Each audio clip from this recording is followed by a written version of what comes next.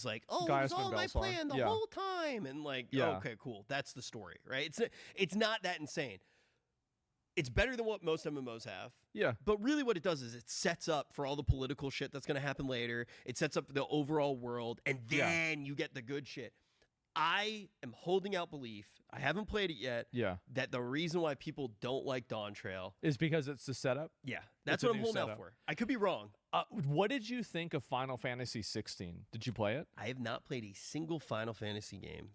So Final Fantasy 16 was my first one that I played. Okay. And I thought it was very, very, very good. On a scale of like Metaphor ReFantazio level. It wasn't that good. Okay. Like I feel like really, I mean, like obviously, like, you know, it's so obvious. Like Ultima is like the boss in the game, right? It's immediately obvious.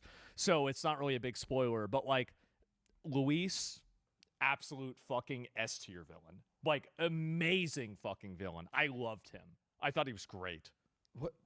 When did 16 come out? It came out like maybe last year. Okay. Yeah, I'd say so, something like that. That was the craziest thing. When we weren't hanging out, it came out in 2023. Is that I'm right? in a time loop. Okay. That is wow. Yeah, that's crazy. The time was weird, bro. Yeah. Like it was weird. I straight up did not play games for the most part. And I played Hogwarts Legacy. Yeah. I played the gacha games, which we were talking about earlier. Right. Which was bad. Then after that, I played PoE once or twice. Not that much. Did you play PoE 2 at all? You like it? I think it's great. It's an amazing game. I think it's going to be really good. So I know why you're saying that. Yeah. I know exactly why you're saying that. I agree with all the criticisms. Yeah. I like PoE 2, right? And it's like I feel like PoE 2 is like the future. So like I find it hard to like go back and get invested into PoE 1. When did you play? I feel the same way about getting invested in PoE 1. I played a Necromancer, and I played another type of Necromancer in another league. I played a little bit of a mercenary. What is up with you? I played and playing the minion skeleton builds every league. I'm used that to and Righteous Fire. It's all I've ever seen you do. I'm used to being carried by my viewers. So the next best thing is basically mindless skeletons or mindless zombies. Yeah, I mean, so I'm used to World of Warcraft. That's what makes sense. So no, I did that, and I also did a Spark Am I allowed Mage. to do this, by the way? I don't give a fuck. Yeah. And And yeah, bro, we fucked it. We totally fucked this stuff up. What do you mean? This is a fresh new set for all crap, totally, bro. guys. Yeah. Totally, absolutely. I've shelled out a lot of buku bucks for Yeah, this thing, for sure. It's really hard for us to set this one up. Yeah, man. And all I got was this lame ass blanket, bro. I got this one too. Yeah, no, the same fucking Kirby blanket. So you played at the beginning. I did, PoE and 2. then I played semi recently. I did. Okay, you didn't play this newest league though. No, I have not.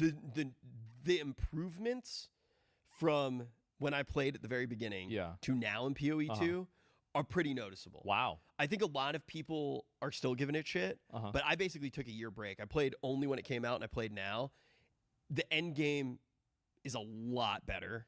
And there's one issue that did not exist when I played. What's that? So you can sprint now. I don't know if you played when the sprint had come out. You can. The sprint, I'm sure they're going to fix this soon. So it's like, it's one of those things where I'm not even worried about it. I genuinely like where the game's going. But you sprint, and then if you touch an enemy when you're sprinting. If an enemy hits you, it knocks you over. Yeah.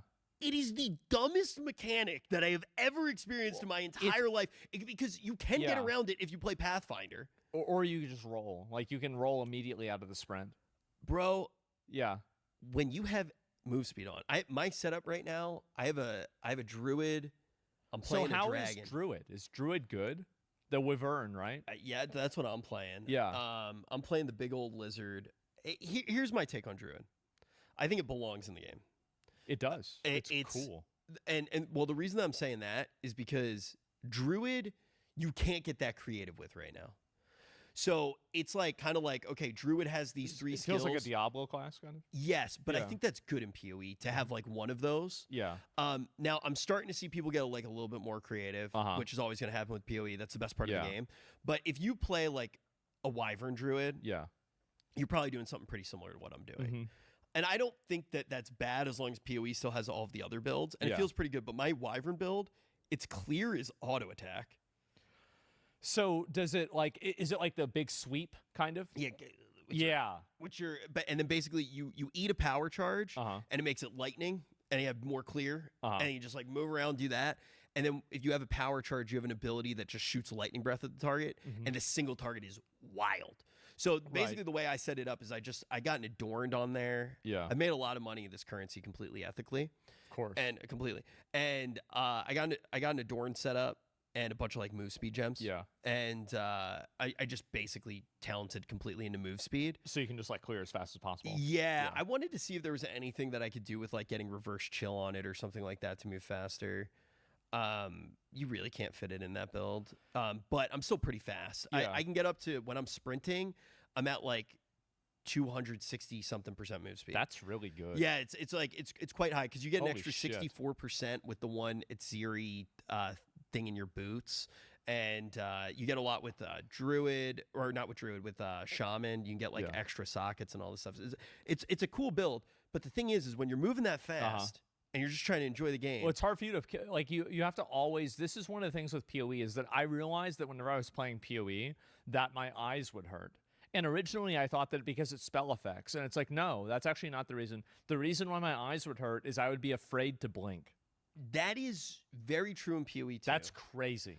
I feel like the campaign is like a million times better than PoE 1 already. It's ridiculously good. It's so good. And everything matters, and it's super impactful. The boss fights feel really rewarding. When you die, unlike in PoE 1, you always go, that was my fault.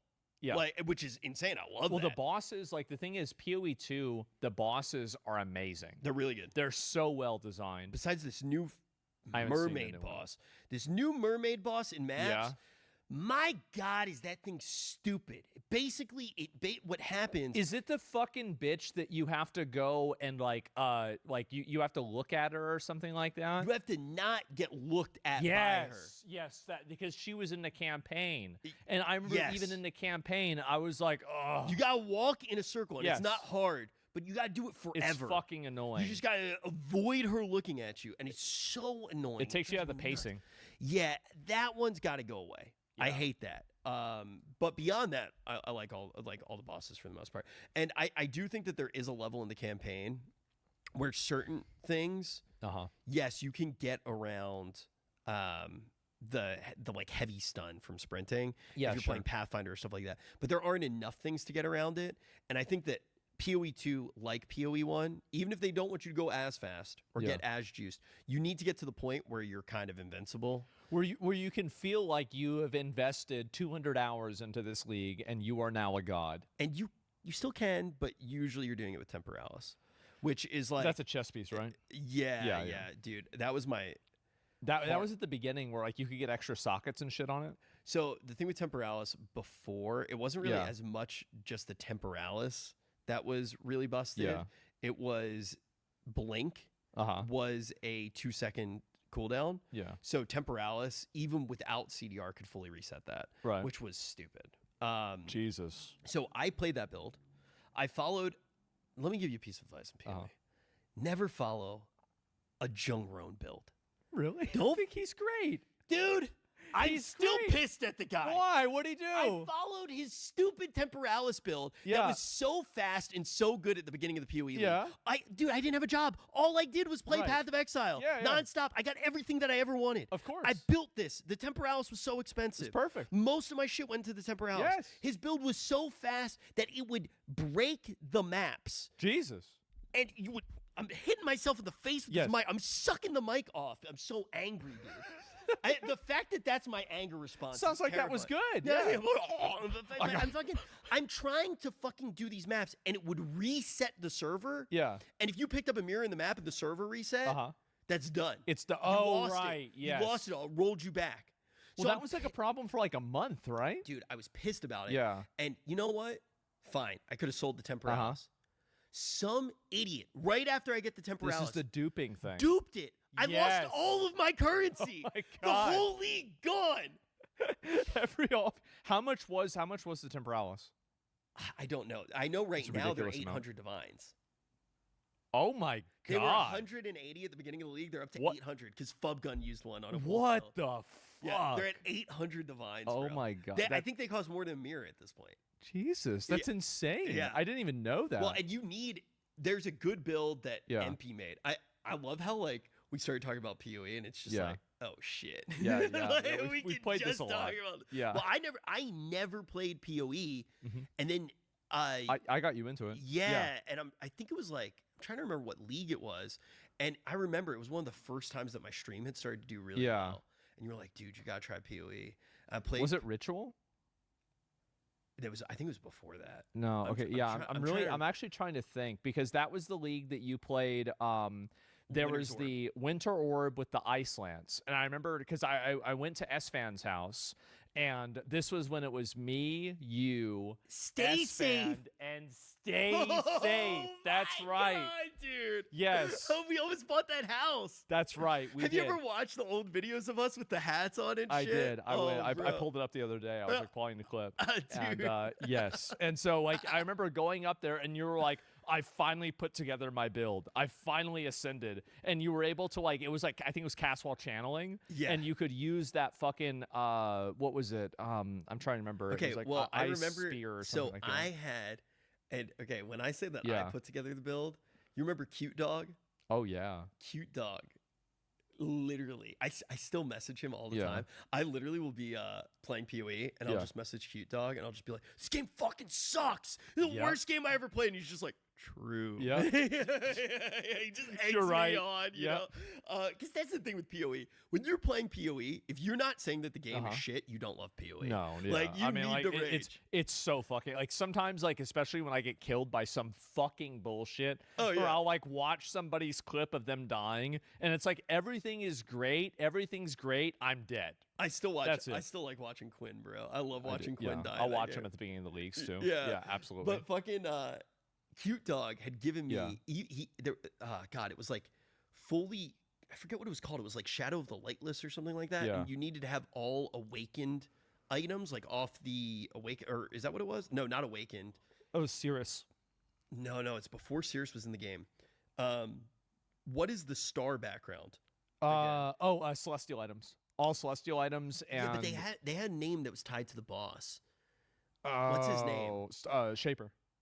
Yeah, there was Shaper and Elder. I forget if it was Shaper or Elder, but you needed one of them. I think it was Shaper. I think you needed full Shaper items because every Shaper item you had gave you added something, and then you could double dip with Winter's Orb if you did that. So I had that chest piece on, and every single thing, including my Headhunter. My Headhunter was on a Shaper base. Jesus Christ. And Cute Dog gave it. I don't even know how you do that. Oh, I guess you had to like, you had the Ancient Orbit, right? Yeah. I think you could chance orb the belts. Yeah. And if it was on that base, it kept it. That's disgusting. Yeah. And that's crazy. What the fuck? And it was like double corrupted too. Cute Dog gave me like the sickest setup ever. And then he would just like watch me blast. And he was like, "You're a juicer now, bro. Yeah. You're a juicer." And that was back when you could self curse and you had all of that shit. So the self curse interacted not only with the Headhunter buffs, but kept the Winter's Orb duration up. So you'd press it once at the start of the map. Yeah, you had the, what was it called? Temporal bindings. Yeah. So you had that full curse setup going. I did the same thing. Oh, so good. And the best part about PoE 1 juicing was as you got more buffs, you would get that, I don't know which buff it was, but it made a race car sound. So your character, as you went faster, would literally go, and I was like, the game knows how fast I want to go. Yeah, so I played a little bit of PoE, as you can tell. Just a little bit, right? Just a little bit. So, what do you think nowadays of Twitch? You've been gone for a bit. You're back. How has Twitch changed? A lot. A lot? Like, what the fuck happened? What the fuck happened? Yeah. Okay, so good shit that happened while I was gone. Sketch. I like Sketch. He's funny. Sketch was funny. Yeah. I liked watching his clips. I think Yugi and Arky, they're so funny. They are fucking hilarious. They have the energy of the hyenas from The Lion King. Holy fuck, are those two funny? They're so good. I fucking love those guys. Hilarious. Yeah, they're great. So those are a big plus for me. Yeah. And they're young too. They are. Which is cool. Because I remember having conversations like back in the day where we're like, nobody new is going to come up. Like, that was the thing, is like there were no new streamers coming up until the W community. Like there was just like this massive disconnect where from like the ages, it's weird, right? From like the ages like 24 or 25 to like 30, there's like very, very few streamers. Do you ever look at like your audience age numbers? I do. What's it look like? Basically 90-something% of my audience is in between 24 and 40. Yeah. Mine is That's it. According to Twitch. Yes. I don't know. I don't really put too much faith in their stats. There's no way you that they could put refine the faith stats. If you could put enough faith into those stats, Twitch wouldn't need to spam 5,000 ads to make up for it, okay? Dude, I was sitting in your channel, and I literally, I wasn't sub, my bad. I owe you, you know. And I got an ad, but no ad played. Yes. It just said, be right back, like, after this ad, basically. I sent you a picture of it. Yes. I, don't understand. No, they just happened. So basically they play ads for Twitch Turbo, but I don't get paid for them. So basically, like I'm supposed to be getting paid for these Twitch Turbo ads, and I used to because it was like a yellow bar on my ad revenue. And I went on vacation, and I was making I'm not even kidding, like $1,000 a day doing this. I come back, and they fixed the glitch. You know what I used to do? I'm not making any money off of it now. I think I told you this. You know I used to run ads on your channel every now and then for you? Probably, yeah. Because you didn't do it. I didn't know that. And I would just every now and then I'd be like, he can run one ad today. Yeah. Everybody in chat's probably gonna hate me when they see this. But yeah, no, I would go on your stream and I was like, this guy's too much of a martyr. And I'd just run an ad. Yeah. You know what? Fuck him. Fuck him. There you go. This is maybe 6 years ago. I did it during Lost Ark a few times.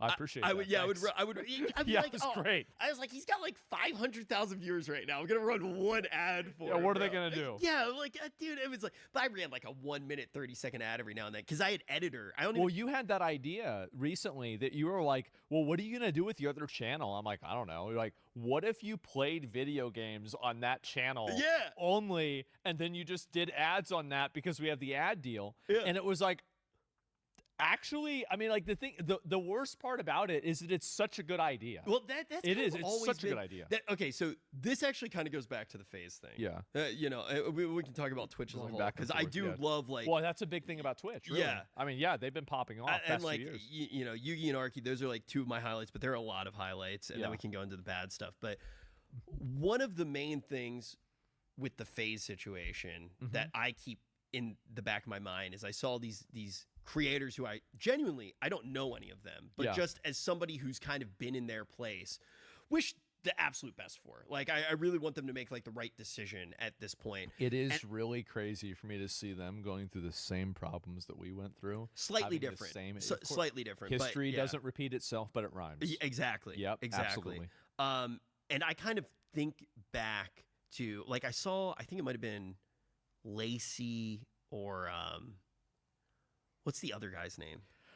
There's Lacey, Ron, Silky, Adapt. It was either Jason. Adapt. He's not a new guy. I mean, Adapt's he's been around forever. What a legend! I'm so happy for him because I've known of his work since I started at MLG. Yeah, exactly. So, but the thing is I keep seeing a few of them being like, oh, we're gonna make a new thing, and I don't think they should. I was screaming. I was like, no, don't do it. Don't. Because here's the thing. Look at what we're doing right now, right? It's very rare that you find someone that you work really well with on a business level. And on a long-term level. That's another big thing, too. Because there needs to be it's a weird relationship that is, in some ways, it's the most natural thing ever. And in other ways, you have to have this comfort with the unnatural parts of it that you can't kind of make up. Yeah. I can come to you and think I have the best idea ever. Yeah. And be like, this is how it's going to make money. This is what the idea is. And you can look me bold face, dead in the eyes and be like, you're an idiot. And I don't like this. Yeah. And then also even talking about money, right? Yeah. It's it's not awkward or weird or something like that. But with other people, sometimes it's it's very hard to do that because there's not a degree of honesty, right? There has to be a degree of honesty and a degree of just forwardness that if you don't have that, you're just fucked. I think the first thing that I would say is it doesn't matter, you know, in FaZe. I'm sure a lot of them are real friends. Yeah. And I'm sure a lot of them also would not be friends if they weren't getting a bunch of views. Definitely. And you don't know who that is yet. Yeah. You haven't been streaming with them long enough. You haven't been making content with them long enough. There are a lot of people I thought I'd be friends with forever. I'm not. I'm not upset about it, and I don't regret making content with them, and I don't look back at the memories poorly. Yeah, yeah. They're some of the best memories I have in my life. Our relationship's always been different. Yeah, we've known each other forever. Yeah, but I also don't. It wasn't like it happened. Like it's not like we worked on it.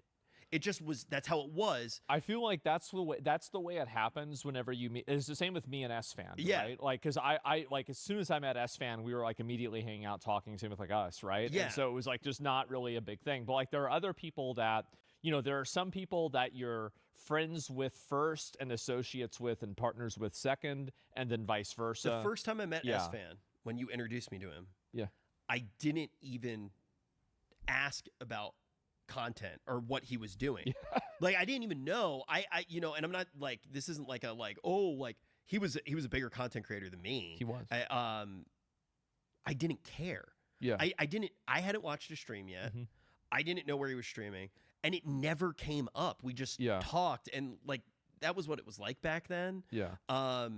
When you came on, I mean, originally when I started the podcast with Hotted, right, and you were the first guest, I didn't like go look up your viewership numbers ahead of time. When we were making like OTK game shows, we looked up everybody's viewership numbers. Sure did. That's what we were doing, you know?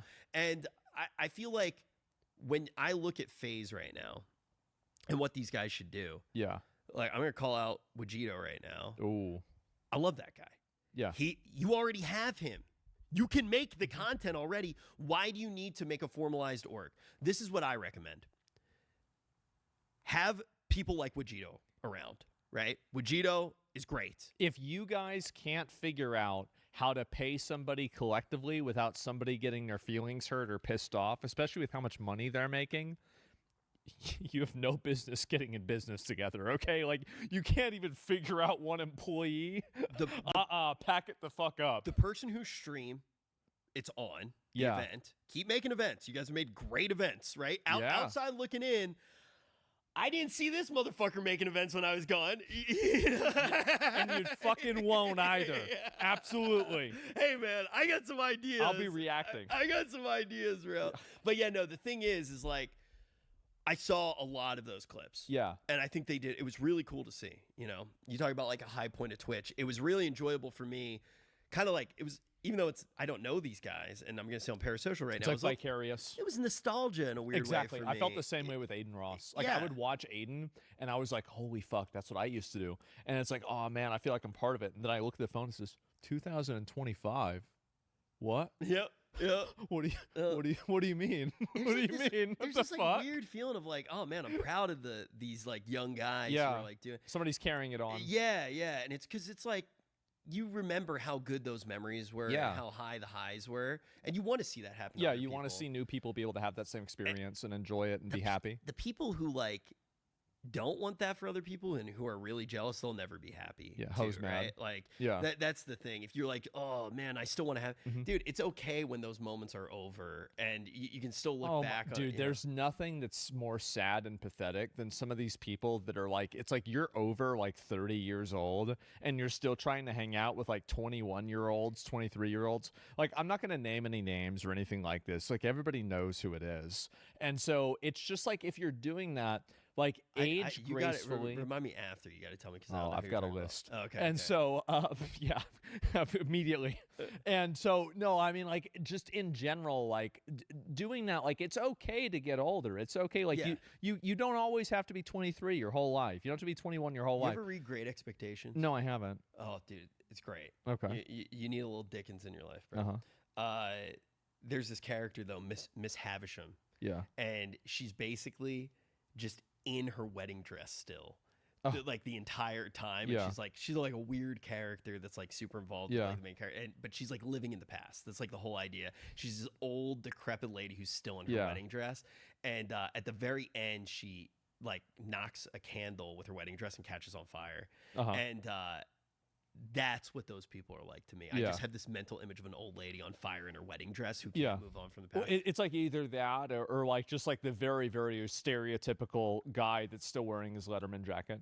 Yeah, that's probably more relevant than my like weird Charles Dickens reference. Well, I feel like the ending of that is crazy. Yeah. No, it's good. It's a good book. But yeah, no, I see like a lot of those people, and it is sad. But there's a lot of happiness seeing like the new guys. I'm so happy to see them do well. I am like whenever they're talented. They're funny, and like they're like, and the thing is, like I'll go back and watch clips of like us whenever we were like a lot younger. Yeah, and it's like same. All right, exactly. We had some crazy ones. Yeah, we did. And that's how it was. And like that's the part of it, right? And like now, I'm a bit older and I still like doing the stuff like that sometimes too, but it's not the same thing, There's right? stuff It's that I want to do. A lot of the stuff that I want to do, it's like it's very different than what we've done. It's different. Because why redo the same thing? We did that. We did it, and we did it fucking well.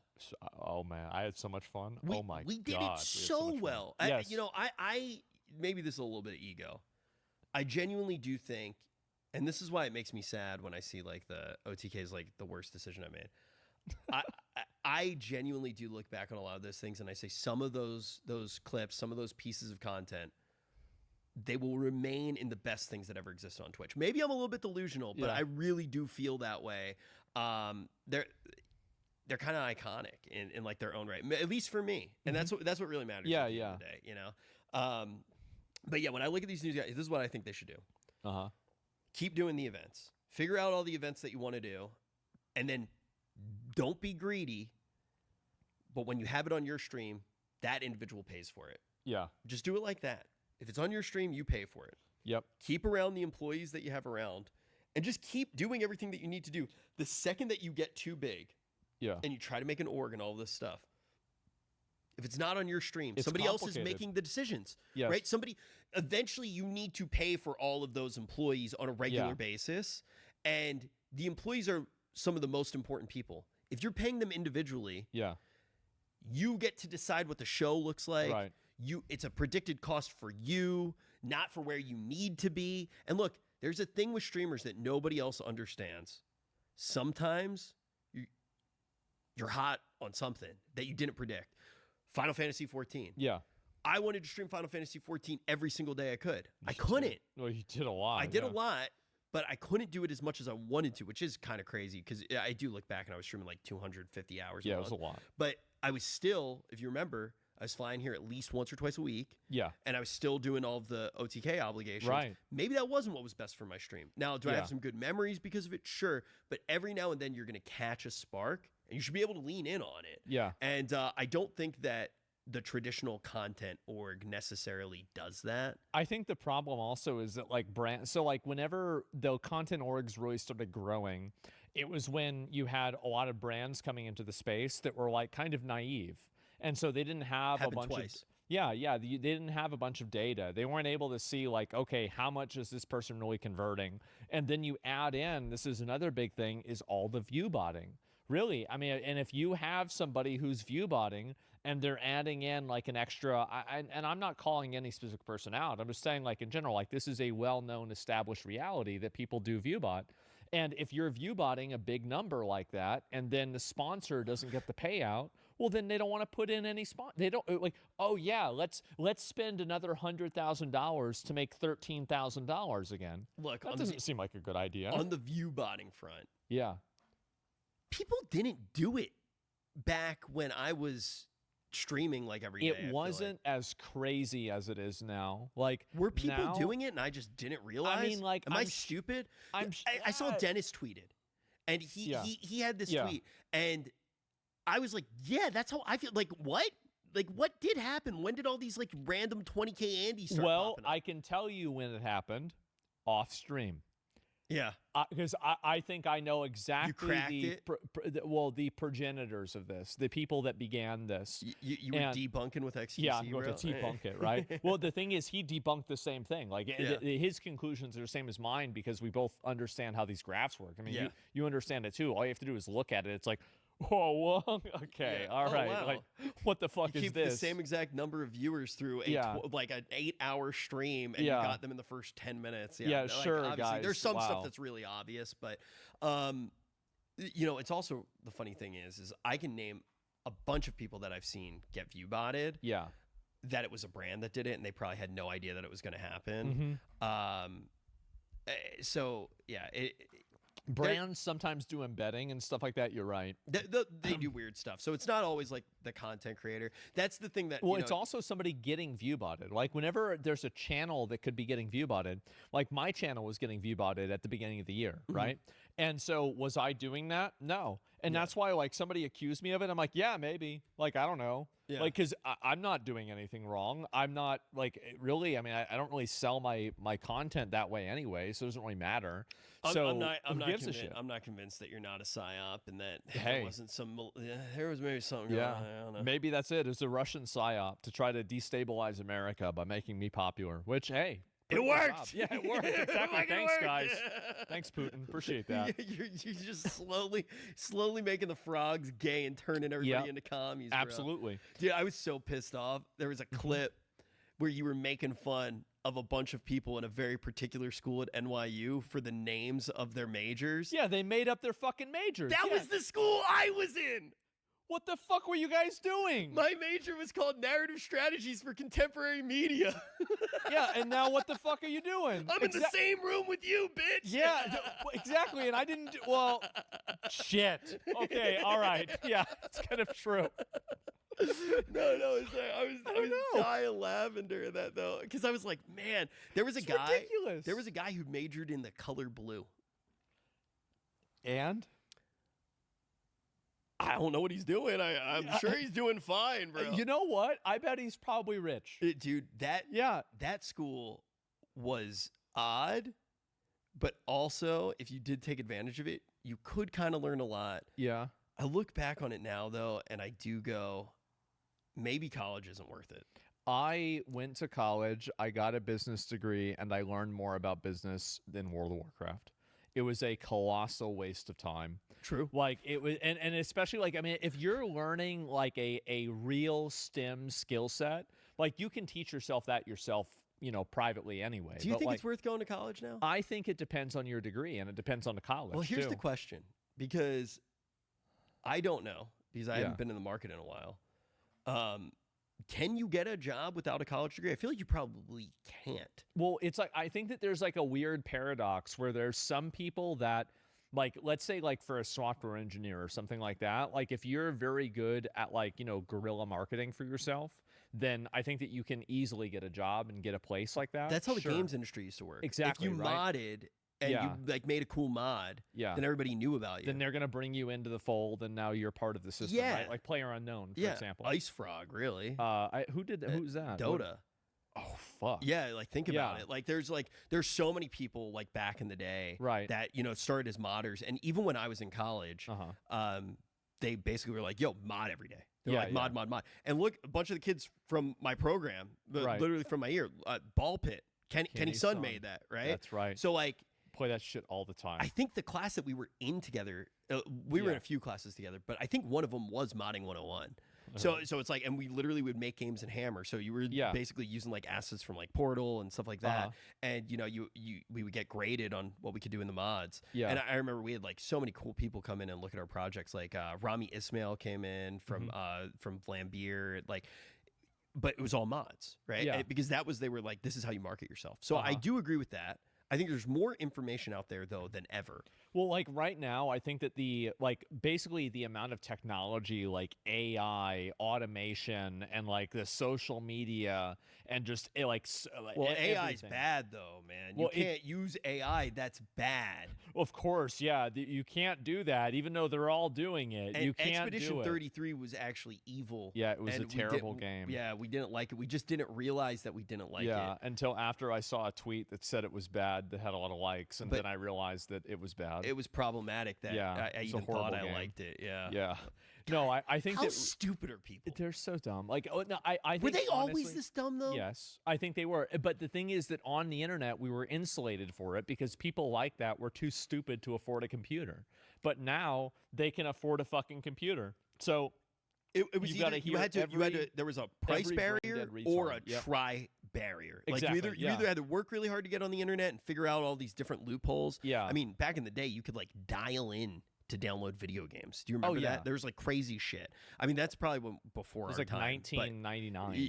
Yeah. So it's like there was crazy shit that like people were doing to like get games and shit and like get on the internet. Yeah. And there was the cost like hurdle. But now I used to always say this about World of Warcraft when we talk about the game. Yeah. And this was kind of the internet as a whole for me, but World of Warcraft was the perfect microcosm for it. Yeah. You would log on, and World of Warcraft would give you everything. It would take away all of your real-life problems. Yeah. Give you a new set of problems, and then give you every tool that you needed to solve those problems. That's right. And it was an incredible feeling. Yeah.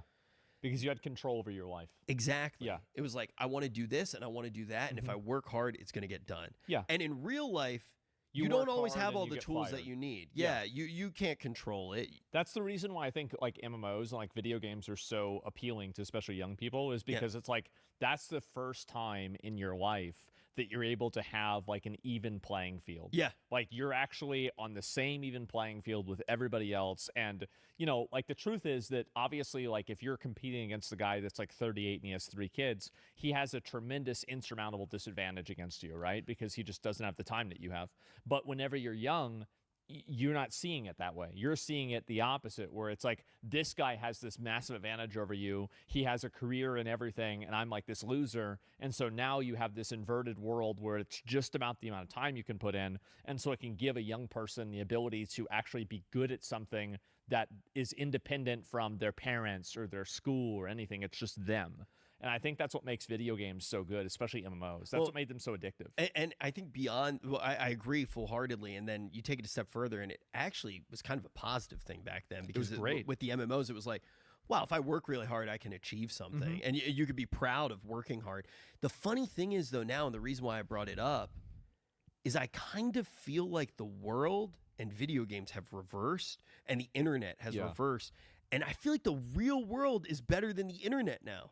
At least in my perspective, when I was off the internet, the real world was more fun. It was like actually better, and I feel like people are more nuts. normal in real life, right? Yeah. And that's the thing, is like, because now, and here's the reason why. Like real life used to be like you can have private interactions in real life, but you can't really have private interactions on the internet. Oh, true. And I think that's the main issue. Is like people always want to put on some sort of a persona. They want to be seen in a certain way. They don't want to say something that's maybe a little politically incorrect, or like something that could be seen in a bad way. And because of that, you should tell that to Zach Rohr, bro. Yeah, I tried, but he won't listen. And that dude's a demon. He's unhinged. I've heard that before. And no, I mean, really, I was back for like 10 minutes. Yeah, before I was getting like calls like, "Hey, can you talk to Zach?" I know exactly from who. Yep, there it is. Like, absolutely. No, yep. Let me rest. No, please, no more. And no, I think really it's true, is that people on the internet, like everybody is trying to put on a persona. They try to act a certain way. There's like, it's so performative. Whereas like in real life, you can just be yourself. And, you know, unless somebody's secretly recording you, there's not going to be like a chat log of it that somebody's going to screenshot and then post 2 years later. It's just so crazy because, like, if you were going to pretend to be somebody, why wouldn't you pretend to be somebody cool? Yeah, exactly. That's the thing. They're picking the lamest character to LARP as. And I do think that there is a little bit, and obviously we're speaking in generalities right now. I mean, it's not everybody.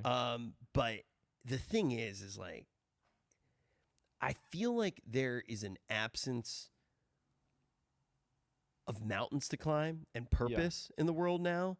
And I feel like there's this impending doom of AI. I don't think AI is like this evil thing that people want to make it out to be. But I will say that if you look down at the potential future. Well, it's a tool. It's a tool. It's the same as like a gun, right? I mean, like inventing a gun, like holy shit, like that caused a lot of problems. For sure. But like, yeah, I mean, that's the way the world is. Think about the Industrial Revolution, right? Exactly, I mean, like the loom or whatever to make like T-shirts was like that changed the game for sure. But I do think with AI, the difference. Like, because there is obviously a fundamental difference to how far that tool can go. Oh yeah. Because it is a tool that like learns how to use itself. I think AI, the reason why AI is unique is that people don't know what that extent is. And I don't think anybody really knows. There's a lot of predictions. But if you do predict and you take it as far as it could go, if you don't, there are a lot of people who sit there and say, like, I've even said this before, having like worked in the space, I'd be like, oh, I think like large language models are capped and they'll be able to get this far or something like that. But if you take it as far as it could possibly go, it is a completely different ballgame where people might not work in the same way. I don't think they will. Well, so that fundamentally, that existential crisis does make sense. And I think that even if it's not just people going like, oh, AI bad or something like that, I do understand why people aren't playing like sports like they used to as much. People aren't doing as much stuff outside. And then you have like a lot of the careers being taken away. And it's like, I think about those things that made up my personality when I was a kid.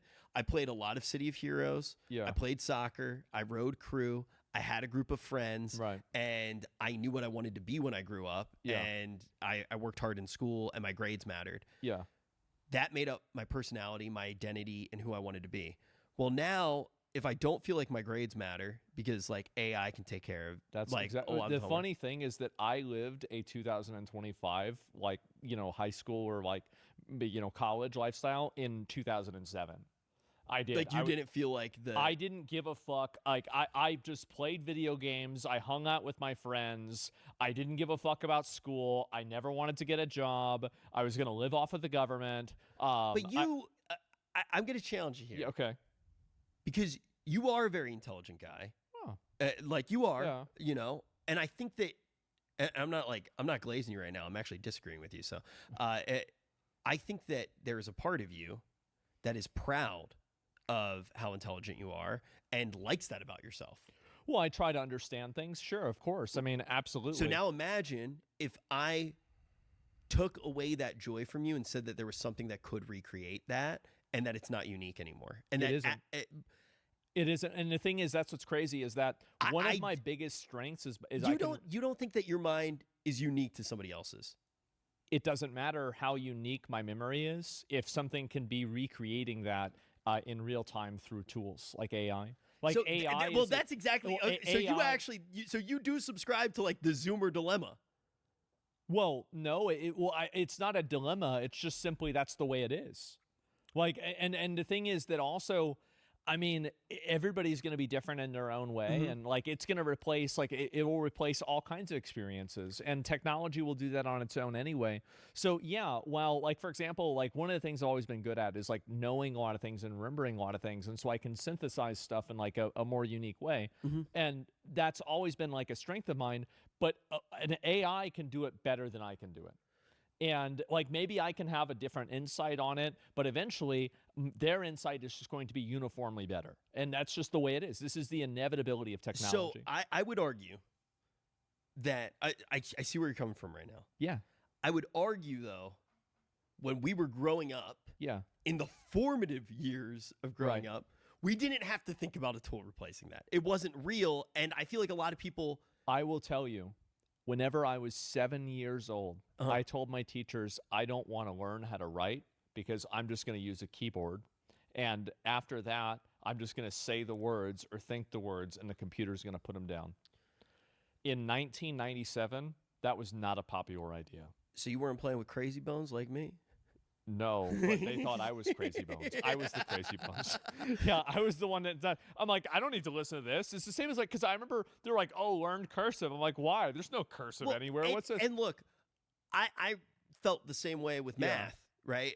Personally. Like, oh, you're not going to have a calculator in your pocket? Really? Well, why do they call it a pocket calculator? Yeah. I was like, look. What are you talking about? And it was also like, it's like, when am I going to have to do math and not have a calculator? It's like, oh, when I pay a receipt? Well, it's like, well, I'm not retarded. Like, I can figure that out. It wasn't like, So I get where you're coming from. But I would take it a step further and be like, in our formative years, the mindset of, oh, being able to learn these things and do these things and think in this way, it's something to be proud of. It's who I am. My thought process is my own. There wasn't this looming entity that does take away some of that identity. And I think that that's the reason why these people on the internet are so desperate to have a cause to fight, is because they don't know who they are if they don't align themselves to that idea. I think it's also because the world, and especially like, I mean, if you're living in America, if you're living in Canada, if you're in like a lot of these European countries too, you have no real problems.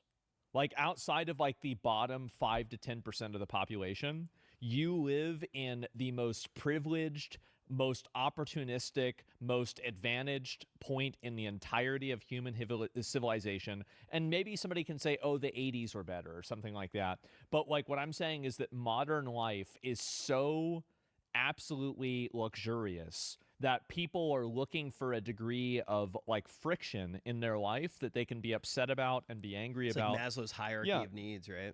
Exactly. And they're seeking out that self-actualization, right? They're looking for that. It's like, you know, back in the Matrix, whenever they said like, oh, well, we had previous Matrices, but like because the previous Matrix failed because the human mind couldn't comprehend the idea of a completely perfect world. Exactly. Right? Yeah. And so it's like you have to have these like kind of bads with the good, right? It's so funny because it's even like things that I enjoy doing. Yeah.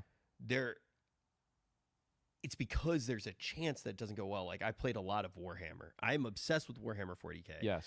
You at home might not know this, but I have made Zach look at my little toy soldiers at random points every night. That's right. That's right.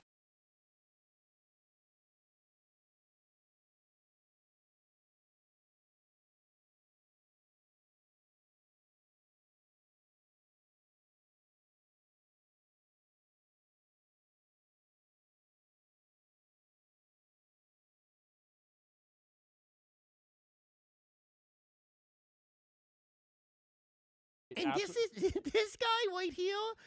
So my girlfriend got me this one. It's really nice. Hey, that one is really nice. It's insane. It's professionally painted. It's fucking ridiculous. Siege Studios, man. They did a good fucking job painting it. But yeah, I mean, the thing is if I knew I was going to win every game, I don't think it would be fun. If I could instantly paint every single model perfectly, I don't think it would be fun painting it. Because I don't know what it's going to look like when I start painting it. And each one might look better than the next, and like that progression feels good. So I do get why people are a little bit miserable there. And now I don't know about the entire world being like that, because if the entire world was like that, well, why are so many motherfuckers coming here? Well, because they're not living in one of those countries, right? I mean, because if you're in like, let's say, you know, Somalia, you're in Iran, you're in, I don't know, like Malaysia, like you have real, and also like there are some places there that are quite nice, I'm sure, especially with Malaysia. Well, I know the Somalia GDP now is not as high as like Minnesota's like benefits over like 3 years that they... Well, unfortunately, due to leaks, it seems like they're the same thing. I think it was... So I'm not completely up to date on this because I get all of my politics from your stream, and I've been busy the past few days, like coming out here and building the set by hand. Of course, So I did not get to watch all of it.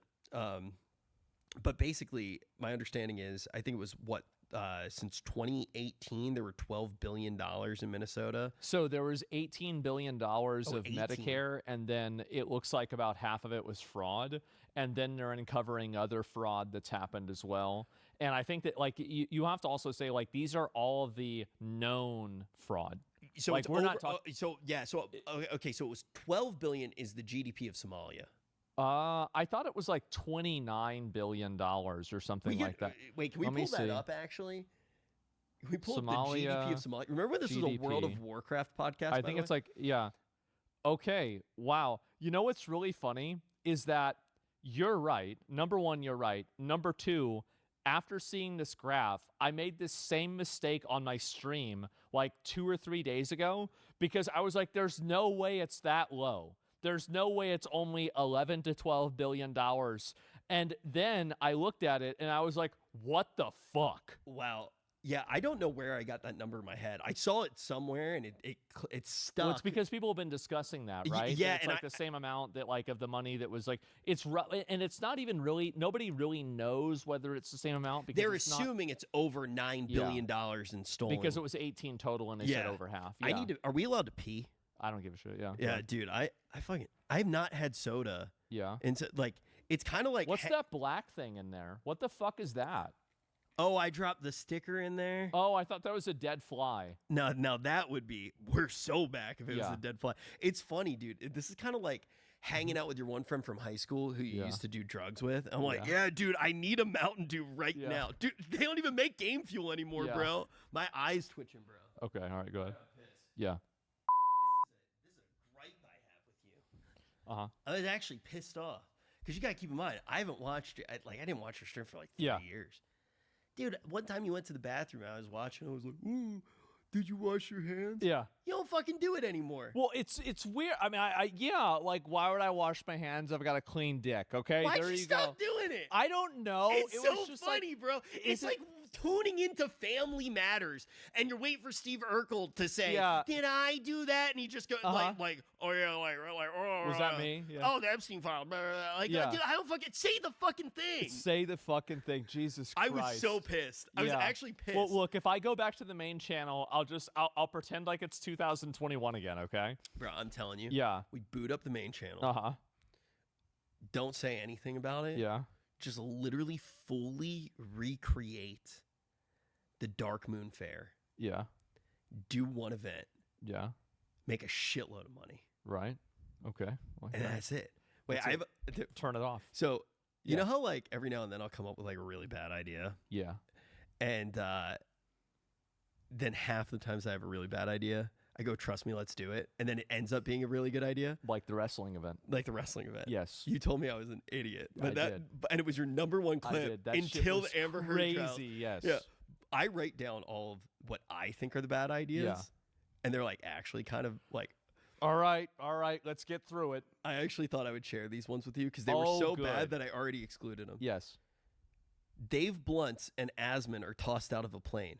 Who falls faster? Okay, I love David Bluntz. I think he's fucking hilarious. I think his music's great. He's amazingly talented. I would have no problem doing something with him, but I'm not going out of a fucking plane. I literally wrote after that, Mythbusters ? Veritasium ? Vsauce. I just thought it. So it's like, what happens if you drop something that's 500 pounds versus something that's 100 pounds? Like, who falls down fastest, right? I don't know the answer. I actually don't. You know what? Because there's a terminal velocity, right? Yes, exactly. But how quickly do you hit the terminal velocity? And and would the parachute affect it too? Would he need a bigger parachute? Because like, or would he maybe fall slower because he actually catches more friction? Because there's more air, because more surface area for the friction. So that was where I was going with that one. Okay, I like the idea. It's actually kind of interesting, right? Yeah. But I axed that one. This one. Make an AI waifu compete against Mia to see who can make more money on stream. Somebody fucking did that one.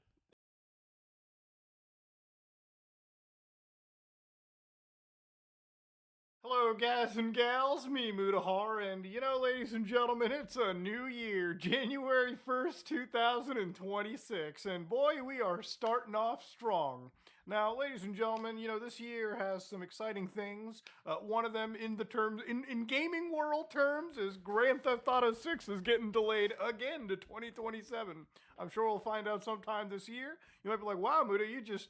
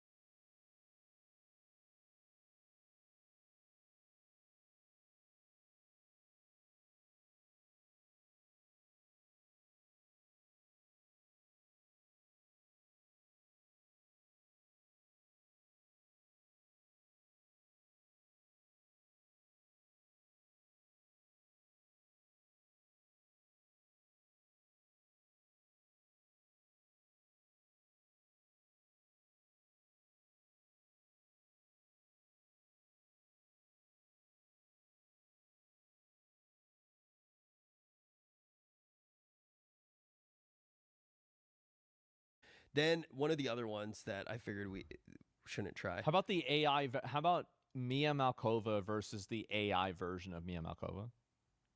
It's a really good idea. And then I can do like a fake divorce like thing, you know what I mean? Like, of course. I'm just like in which one do you like more? I'm back in the closet. And it's like not telling me to take out the garbage. Yeah, of course. Like she's not coming and yelling at you on your stream for you doing dishes. Remember that? She yells at me so much. You know what I got her for Christmas? What? I got her a walkie-talkie. So at any time she can't say like, well, you just ignored my text message on stream. Well, now you're going to know that I hear it. Yeah. It's a risk. Uh-huh. I think I'll come out on top. Oh, I don't know about that. We'll see. Yeah. The other one that didn't make the cut, you and I hire TikTok witches and see if we can kill each other only using the TikTok witches.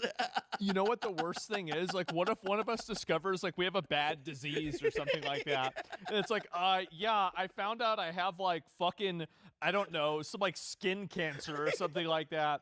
And then everybody's like, it's real. It's real. No. Dude, the TikTok witches would make so much money. Yeah.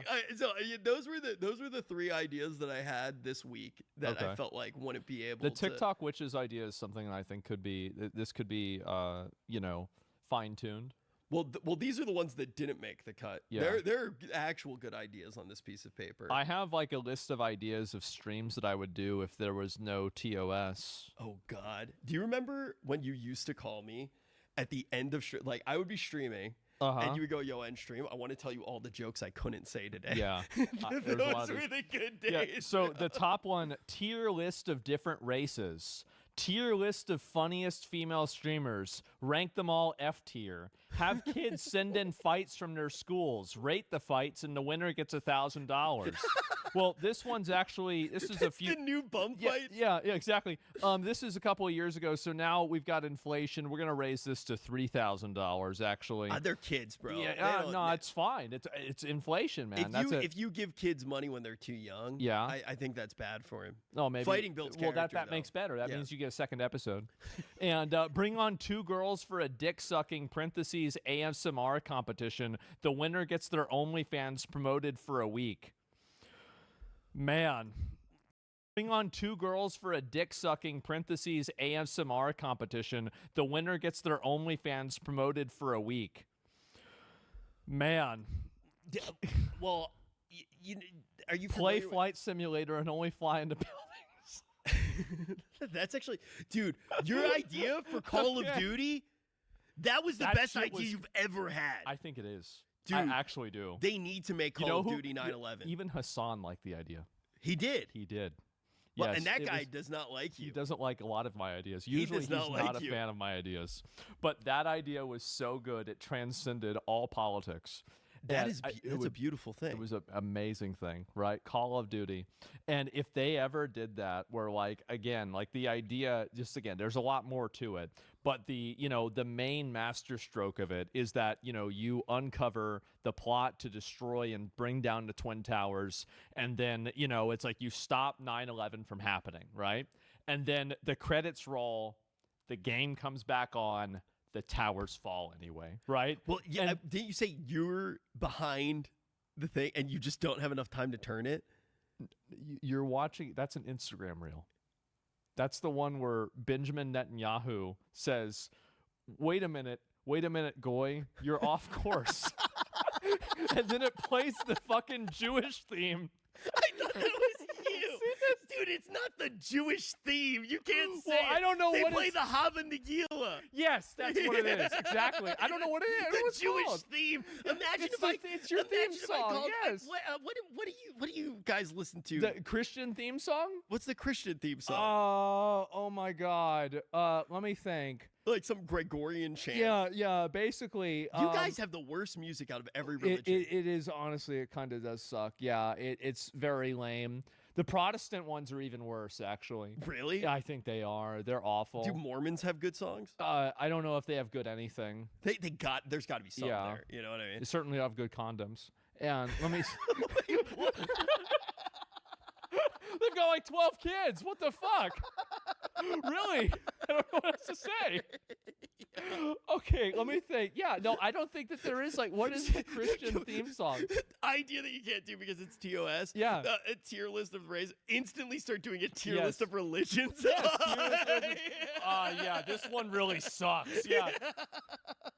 Yeah, guys, they keep blowing themselves up. Can you believe that? Dude, who would do this? This is stupid. I said no politics. You tricked me. You actually didn't. Okay, he did not say that. But pretend I did. Pretend I did. Dude, yes. I want to stay away from politics it so bad. Who gives a shit? I mean, the thing is, like, I get, whenever I'm not streaming, here's the truth. Yeah.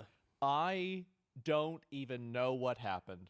Like, I hear about, like, Hassan said something dumb. Somebody got canceled. There was somebody that got killed on Kick again. It's that time of the week. And so, really... How many people have died on Kick? Only 2. Okay. Well... How many people have died on Twitch? Probably more. There's got to be people that died on Twitch. There's probably more that have died. I don't know. Like, the amount of people who do 24-hour streams. Yeah, I mean, it's got to be somebody's got to crash out, right? Yeah, and then sadly, there's only view bots, so nobody actually knows. Yeah, nobody knows. Yeah. Nobody knows they're dead. Yeah, and they're still running ads for the Travis Scott McDonald's meal. Yeah, exactly, right? Yeah, after they got sent to Astro World. Do you remember when that was the only ad on Twitch? Yeah. It was for a week. Well, and this is what's so crazy is that, like, how do they think that that's going to work? Like, I mean, I think I still remember the ad, so maybe it did. Well, I don't know. I still remember a crazy person screaming at me under a bridge. Doesn't mean I want to go back to the bridge. True. And then you dunk it. It's lit. Yeah. I like remember the whole ad. I had like the thing. Do you remember that guy pulled a gun on us on stream? He did. He pulled the gun. I was like, wow, this is a cool gun. Yeah. You were actually maybe the most clutch human being ever. I mean, like, what? I mean, he's gonna shoot you. Gonna shoot you. Like, what's gonna happen, right? Bro, credit where credit's due. It's gonna happen. You were ice cold. Yeah. This guy straight. Have you ever told this story? A little bit. Yeah, I watched you telling part of it. I've told it like a few times. Yeah. I mean, to my memory, it was right after South by Southwest. It was like 2018. Yeah. Something like that. Yeah. Because I think I had hosted South by Southwest that year. Maybe. I don't know. I think I did. I think that was the year I hosted South by Southwest with Alana Pierce for the gaming side of things, not like the whole thing. And then I think you and S-Fan came to meet me, and S-Fan was streaming. I think it was on S-Fan's stream. Yeah. It wasn't on mine. It definitely wasn't on mine. Because this is like, S-Fan was like ahead of the curve. S-Fan He was an IRL streamer very early on. He had like random shit taped to his body. Yeah. Like he figured it out. He was very early doing that shit. It was super cool to see, and it was high quality, especially for the time. And I remember this guy comes out we were walking past this stretch Hummer. He like slithers out of it. Yeah. He's like, "You guys want to party?" Yeah. And there's like at first like you just a bunch see the of like Hummer. fucking cigarettes and shit like this. Crumpled up tissues. Yeah, and shit. yeah. It was gross. I mean, look, you're talking about it like it was filthy. It was worse than my car was, right? That's pretty bad. It wasn't even a competition. Yeah, it was in a whole other It was league. grungy, bro. It just like it made you look like you had OCD, man. Yeah. It was wild. And then he said something along the lines like, "Do you guys know where any girls are?" Yeah, yeah. And he was like, "We can bring them all into the stretch Yeah. Hummer."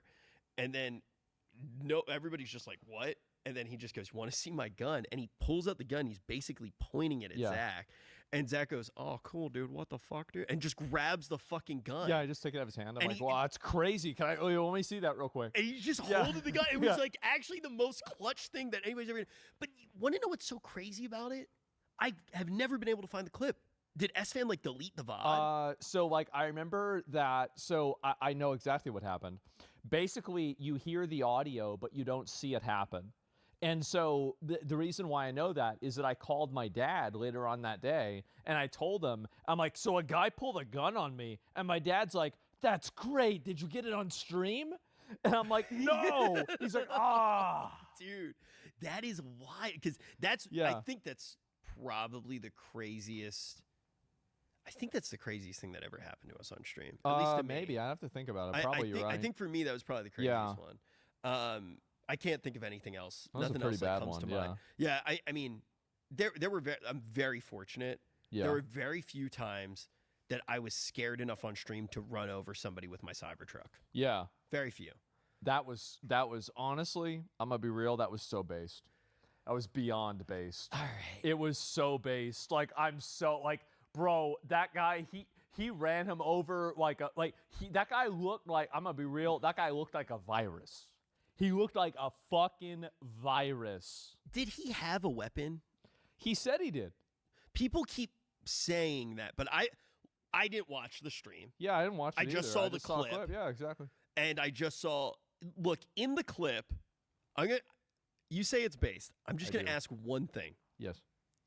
Why not just go in reverse? I wish he did. Like, if you just go in, no, not after. I'm not saying go forward, then in reverse. Oh, I'm saying okay, yeah. Okay, well, I mean, that's my opinion. I gave you my opinion, right? I mean, what the fuck you want me to say? I mean, you have this guy's going over and over and over. He's showing up at your house. He's showing up at your apartment. He's getting in front of your car, and he's like, and then you run his ass over, and then you say, bro, hit that bitch in reverse, and I say, please, God. Well, if okay. Yes. Here's the thing. Now, I know I give a shit about the law. Well, if the guy had a gun, yeah, stand your ground in Florida. Yeah, applies to vehicles. Of course. So maybe he didn't break the law. Well, they let him go. I don't know what that means, right? Well, I mean, if they thought he committed like a murder, they probably would have, like done something. Do we know what happened to the stream sniper? Yeah. Unfortunately, he's still alive. Okay, can I say something fucked up? Yes, I just did. Bro, this is where we're at with the internet. Yeah. My first reflex was like, oh, it's staged. That was the first thing that I thought. I'm not saying that it is. I just more as an exercise to like how fucked the world is right now. I literally went, man, this how do you say his name? Clavicular? Clavicular. Yeah. Is it clavicular? I was like, this guy like can't be real. Yeah. What a clip farmer. I was just like, this guy can't be real. I thought it was fucking hilarious. I did. He's like done meth on stream. Yeah.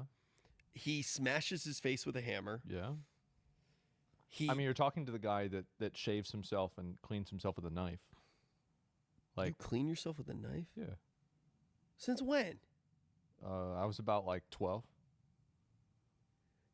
What do you mean you clean yourself with a knife? So I didn't. Like you scrape off the layer of like the exoskeleton. Yes.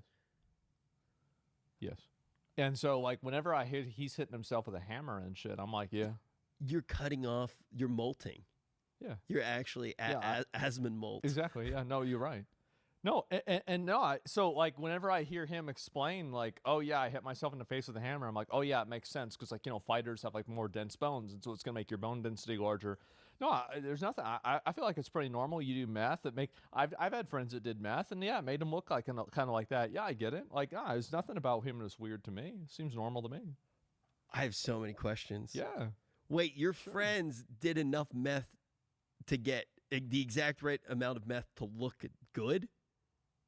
Well, my friend did enough meth. He lost 200 pounds. Yeah, but you look like a withered. Well, no, he was like fucking 400 pounds, and so he actually looked pretty good. Like my dad. So we were in high school at the time. Uh-huh.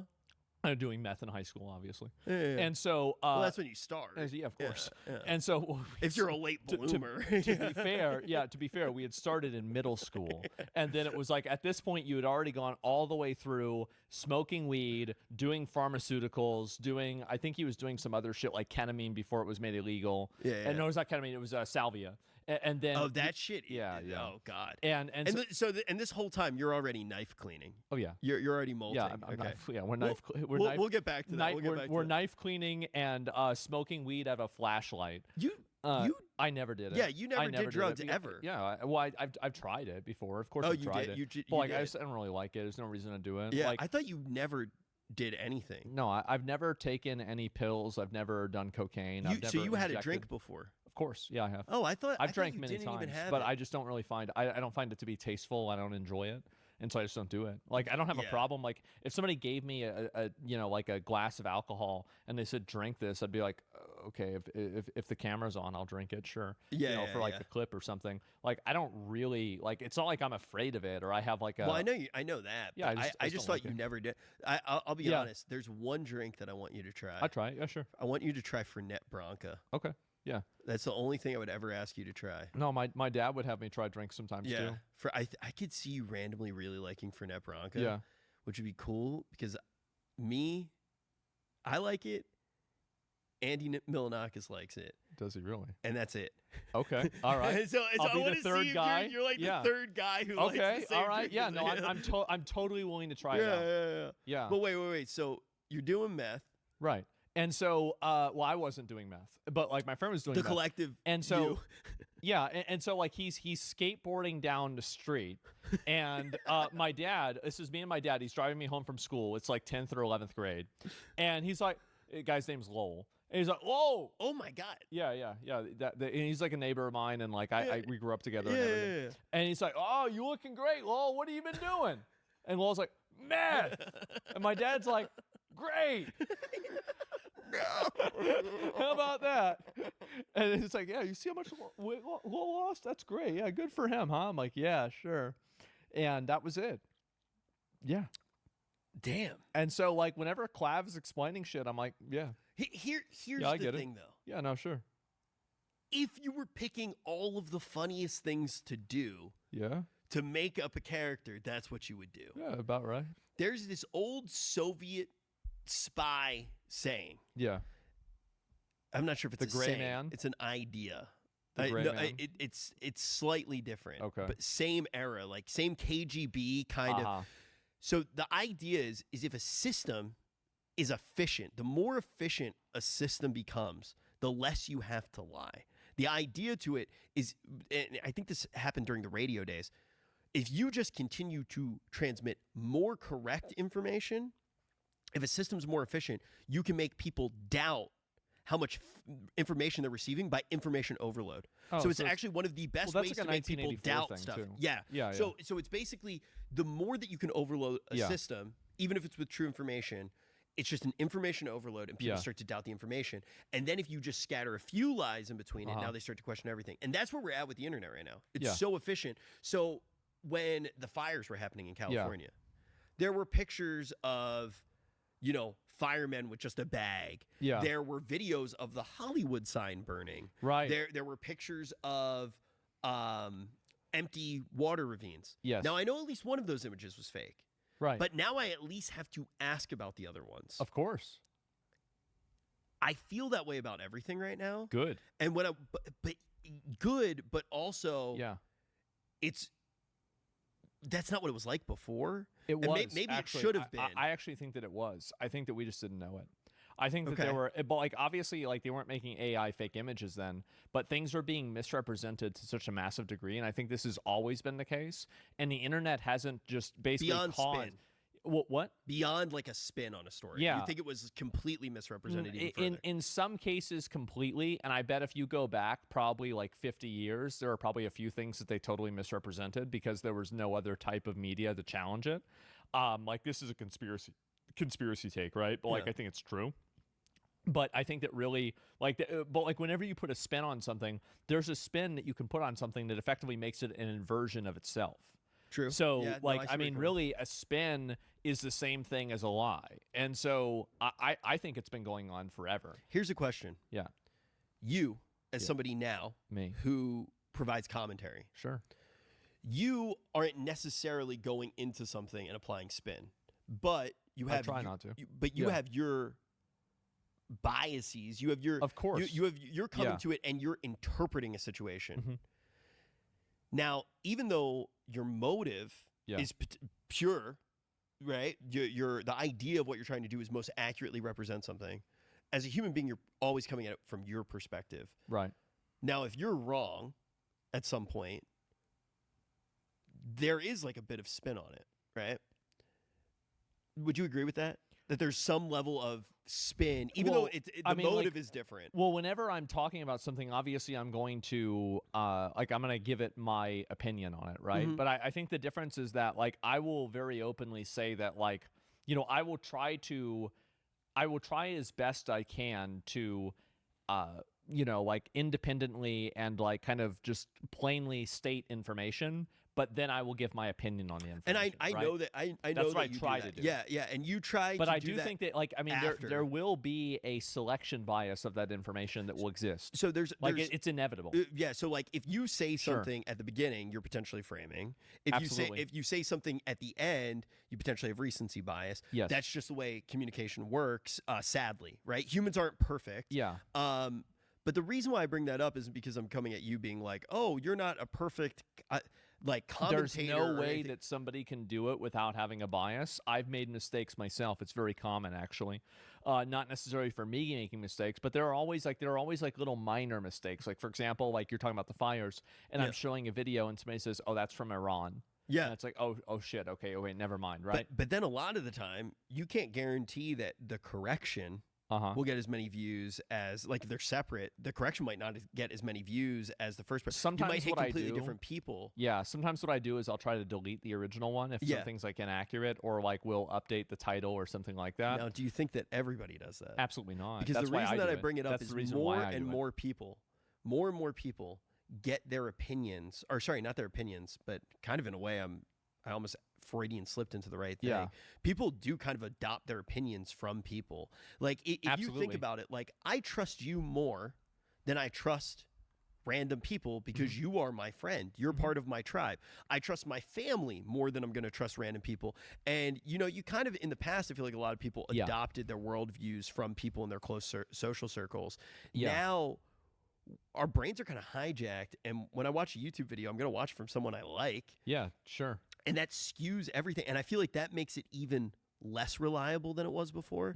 But I do see validity in what you're saying. That, like, maybe we should have questioned stuff more in the past. Oh, I think absolutely. Like, I mean, after listening to like my mom growing up on Alex Jones and shit like that, I mean, and there were something. The crazy thing is there were some things that she was right about. Well, she loved that. She was in it. She was in on it so hard. That's how I learned who he was. Yeah, and the thing is that, like, I mean, there was shit she was right about, and he was right about. They were making the frogs gay. Yeah, they actually happened, right? It was like some gender thing that happened with frogs. And so, like, that kind of stuff, it's usually there is not like a 100% truth to it, but there's like a strain of it that is truthful, and it's like figuring out what that is and trying to isolate it and pull it out there. Do you think we went to the moon? Yeah, I think so. Do you think? Never mind. No, go ahead. Any of them. What? 9/11. I think that the most likely outcome is that they let it happen. They had an idea that it happened, that it could happen, and they let it happen. Do you think people were warned? Yeah, I think they were warned. Really? Yeah. It just makes sense. I know. I have a lot of like, friends who's like lost parents and stuff like that because I'm like from the East Coast. It's like the thought of that. I don't know that one as like somebody from. New York. You had the Gulf of Tonkin, which is a false flag. You had, was it like a FDR? Like it didn't meet like a, Pearl Harbor was a sneak attack, and they weren't as prepared for that because now they can get the U.S. involved in World War II. This is like 1941. There was that. I think there was like one other pretty big one that had happened too. So lizard people. No, of course not. What are the other big ones? Well. I know you don't think the Earth is flat, right? No. Okay, I wanted to make sure that didn't change. It's been a little. Yeah, it's been a bit, right? Flat Earth? Who knows? What else? Man, what are the other big ones? Dude, the MK Ultra shit. I don't know enough about that, but I think it's real. Dude. Yeah, I think it's real. It's not like there's like a lot of shit coming out about like how far the MK Ultra stuff really went. Oh yeah, I don't know a lot about that, but I believe that something like that existed. Sure. Well, I mean, we definitely know that a lot of the crazy things that happened, right? Like a lot of it's been declassified. There's been a lot of books written about by right. But like I know one of the big ones was like the involvement with the Kennedy assassination. Oh yeah, and it being tied that was massive. To that. But it's crazy that some of the conspiracy theories I heard a really weird one that I actually want this guy to be a guest on the show, but I don't want to talk about it right now because I feel like I'll get in trouble. Yeah. But basically, I am friends with oh man, if I say this, it's not I'm scared that people are going to think that it's somebody. Can you even say the conspiracy? No, I shouldn't. Because basically there was an actor who I know who was in a movie that basically is about an event that there's a conspiracy around. And they did the whole script, but then all of the people who were there as like professional witnesses were basically being like, this is what actually happened. Yeah. And they were like the ones who were like making sure that it followed the one narrative. Wow. Yeah. And I don't know if he'll talk about it on stream or not. Yeah, that would be nuts. It's wild. Like it's actually wild. Yes, I feel like I can't say it. We might even have to cut it out. It's not Dylan. I feel like I need to say that. I know. I think I have an idea who you're talking about. Yeah, it's wild. It's actually wild. So, like, there is a bunch of stuff where I do agree with your overall idea that maybe some of the stuff in the past, it was way easier to control the narrative. Of course, yeah. That way, now the way that you control the narrative is you make everybody doubt. Yeah. And we're in this, like, weird, like, X-Files obfuscate era. And maybe it's not even, I feel like you hide stuff in You hide things in plain sight. Yeah, you do. Yeah. I mean, there's been a lot of examples of that. I mean, even Harvey Weinstein was a good example of that, right? I mean, Epstein was an example of that. So I think, you know what's funny? I don't know enough about the whole Epstein thing. Yeah. I really feel like I didn't know anything about it. Like when people were talking about like releasing the Epstein files and stuff like that. I really feel like I missed it because I just wasn't paying attention to. I remember when he died. Right. I remember that. How many years ago was that? 6 years ago. It was 2019. And then after that, I don't remember anything. Yeah. And then when the documentaries came out, I remember that. But then even with that wasn't like a thing that was on the front of my mind. And I had friends who were upset about it. Like in like normie friends that were upset about it. And people who had liked Trump in particular being upset about it. They should be. Like, he fucked it up. So I'm not even privy to that. I've heard you say it on stream a million times. And then when the night before the files got released, Mia said the files are getting released. And I remember the first thing I said, I was like, well, Asmon's going to have a crazy stream tomorrow. I sure did. That was a good day for me. That was a great day for me. Oh my God. But why do you say it was hidden in plain sight? Like, what about it? Well, like, for example, like there were a lot of people that would make jokes about Harvey Weinstein. Like other celebrities would like, they're like jokes. Okay, well, if this guy invites you into a room, say no, girls. Yeah. And it's like kind of an open joke. Didn't Leslie Headland publish like an entire like I'm not sure if it came out, but didn't she write like a sitcom about basically that situation? And she was his assistant. Yes. Yeah. That was a whole big thing. And then she wrote the worst Star Wars thing ever created. Yeah, the one after that, yeah. That was so bad. But yeah, no, the Harvey Weinstein, I understand why you said it. Yeah. But why with Epstein? I think it's because Trump had made a few comments about him, about the island, and this was back in 2016. And really? Yeah, I think so. And so it was that, and it was some other, I'm trying to remember, because he had been indicted for things previous to that too. Like there was a 2007 investigation that had happened. And wait, I'm retarded. Oh no, I mean, it's just like, what does indicted actually mean?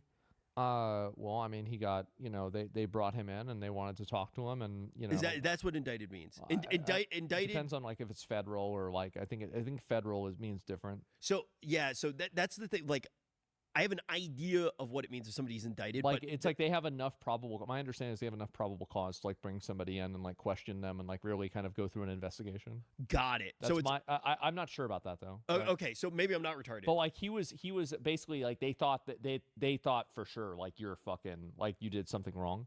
Indictment. An indictment formally charges a person with a crime. Okay. During the indictment process, a grand jury determines if there is an adequate basis for bringing criminal charges. There it is. So it's basically it's like okay, so it's the jury then. I don't know if it's jury or like the government, but yeah. Okay, got it. It's issued by a grand jury. Yeah.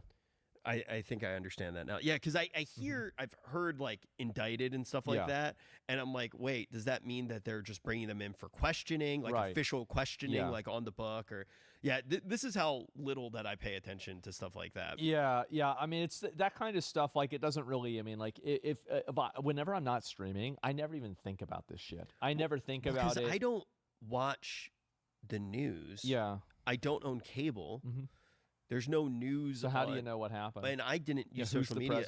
I actually didn't use social media for 3 years. Wow. I didn't go on Twitter a single time. I didn't do anything. And then I guess it wasn't a full 3 years. And then by the end, if I was taking a shit, I would maybe go on. And I'm not gonna lie, there was somebody in OTK who would call me, be like, "Did you see what Asman said?" And then I'd get on, and I started to get on, and that was kind of my like slippery slope back, and I would be like, "Oh my god!" I remember hearing about that. I was like, whenever they were like, you know, because you wanted to say something about it, and I was like, "Say it, do it, say it. It would be so fucking funny." Oh my god. Oh my god, I actually remember that. Yeah. Oh, he told you that? Yes, he did. Okay. That was my response. Yeah. Yes. No, I fucking, but he would tell me all that shit, and then I would go on, and then because of that. The only thing that I would do on social media was be on that Yeet Dude, Awk 2000. Yeah. I just got all my shit from there. Yeah. Streamer drama. All the streamer drama from there. And then beyond that, you know, Mia would show me TikToks. Right. That was it. I still don't really go on social media. I really haven't been on social media that much. Shit? It's just, it's such a waste of time, honestly. It's not fun anymore. Yeah, it's not. Like, it's just engagement baiting, people making up stuff that's not true, AI fucking bullshit. Like it's very weird. It's not the way it was in like 2010. I'm glad people are making like their money. Yeah. Doing, like posting for like engagement and stuff like that. Like it's nice to see people making money. Yeah. But the experience is trash. Yeah. Like it's not gonna last. But I feel like most of what I consume, I watch. I mean, you make fun of me, but I spend about 50% of what I'm watching, if I'm just trying to enjoy myself, is Warhammer related. Could be from painting to lore to gameplay videos because it's the like most racist 22-year-old with an anime profile picture giving you the best political analysis you've ever heard. Baby, don't hurt me. Don't hurt me no more.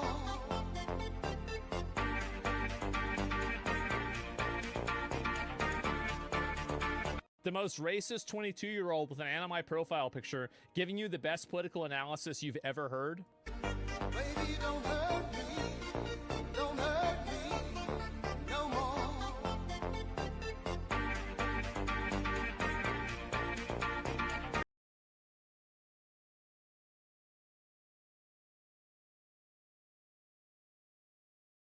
How to dress to attract.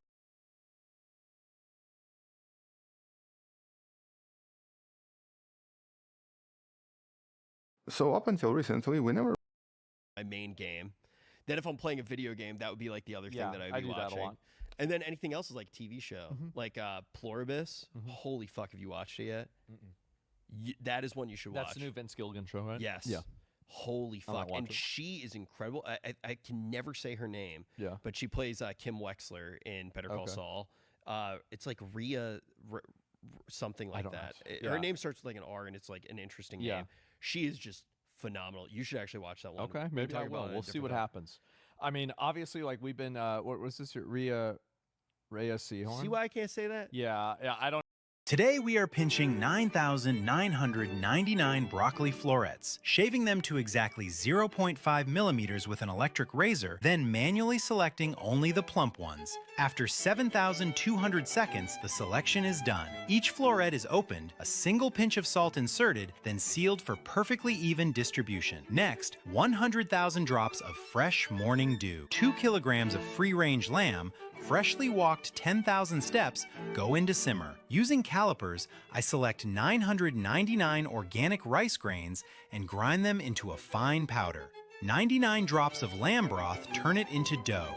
Lamb goes in, wrapped, molded, and baked. 28 strands of vermicelli are woven into a rigid cross pattern. The lamb comes out. 9,999 drops of fat-reducing seasoning. Laser-aligned broccoli placed one by one. Noodles, lamb, crunch. Finishing our lamb vermicelli soup. Today we are pinching 9,999 broccoli florets, shaving them to exactly 0.5 millimeters with an electric razor, then manually selecting only the plump ones. After 7,200 seconds, the selection is done. Each floret is opened, a single pinch of salt inserted, then sealed for perfectly even distribution. Next, 100,000 drops of fresh morning dew, 2 kilograms of free-range lamb, freshly walked 10,000 steps go into simmer. Using calipers, I select 999 organic rice grains and grind them into a fine powder.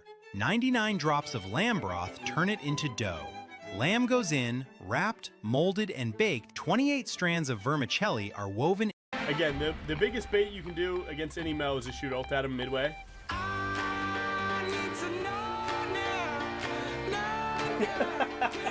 Every time.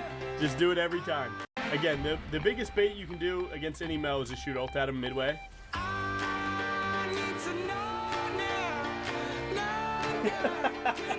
Every time. Just. Are you? Oh, no, we're not bringing that inside. For real? I'm glad that you're... Oh. Are you? Oh, no, we're not bringing that inside. For real? I'm glad that you're... Oh. Are you? Oh, no, we're not bringing that inside. For real? I'm glad that you're... Oh. Are you? Oh, no, we're not bringing that inside. For real? I'm glad that you're... Oh.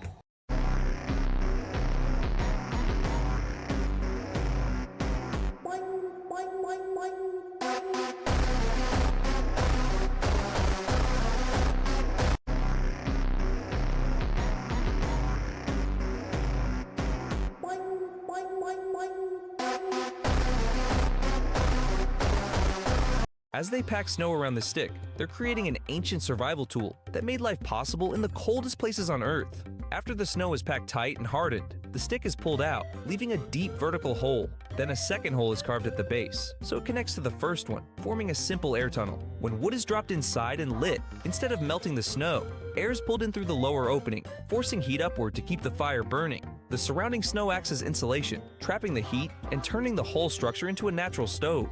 As the fire burns, it becomes hotter and more efficient, even in freezing temperatures. Once this method was discovered, people could cook, boil water, and generate heat in environments where fire shouldn't even work. As they pack snow around the stick, they're creating an ancient survival tool that made life possible in the coldest places on Earth.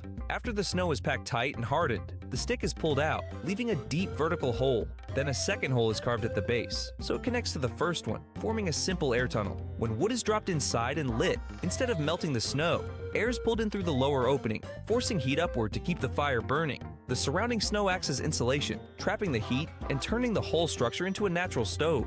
As the fire burns, it becomes hotter and more efficient, even in freezing temperatures. Once this method was discovered, people could cook, boil water, and generate heat in environments where fire shouldn't even work.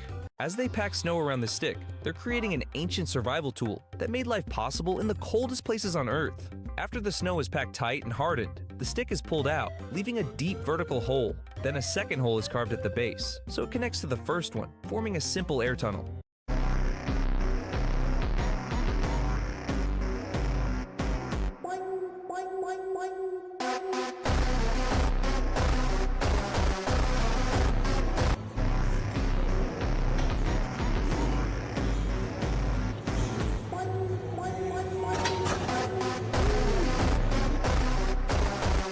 As they pack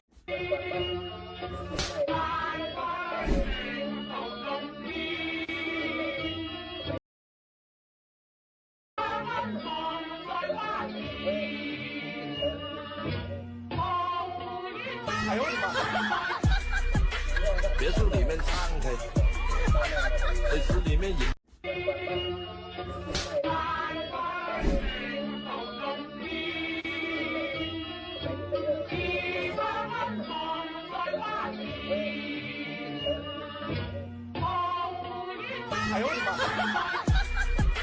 别墅里面敞开，在市里面饮。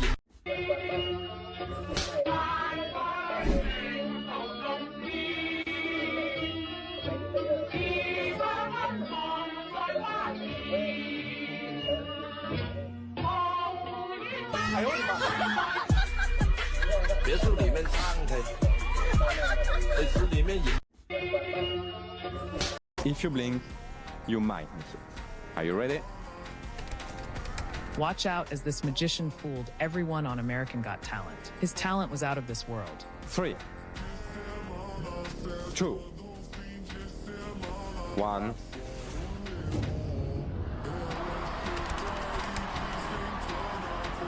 Should I tell you I did it? What you didn't know from the beginning is that I use the stage light to catch your attention. I will do this again.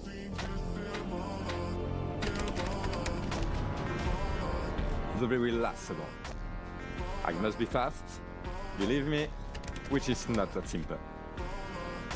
Are you ready? No. 3, 2, 1.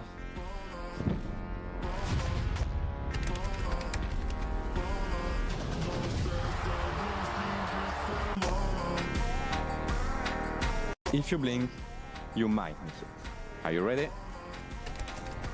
Watch out as this magician fooled everyone on.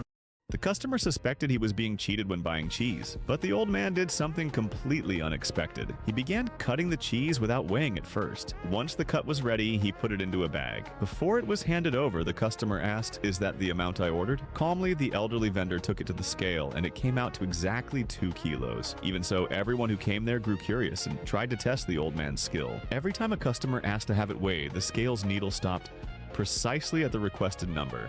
The customer suspected he was being cheated when buying cheese, but the old man did something completely unexpected. He began cutting the cheese without weighing it first. Once the cut was ready, he put it into a bag. Before it was handed over, the customer asked, "Is that the amount I..."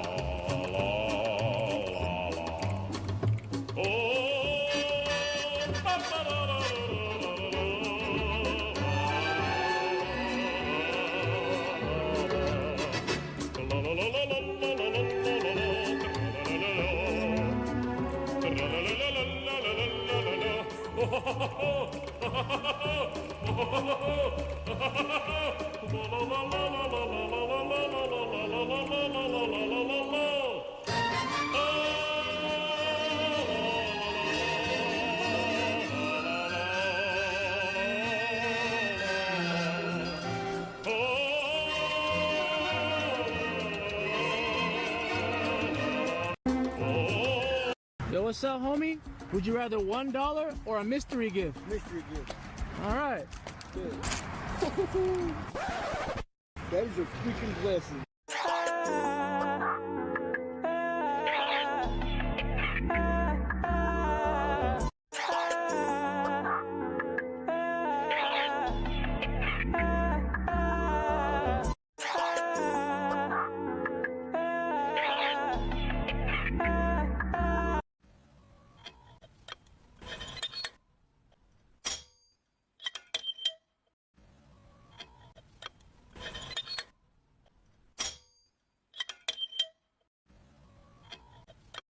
Hey, what's your name? James. And how much do you reckon you weigh, James?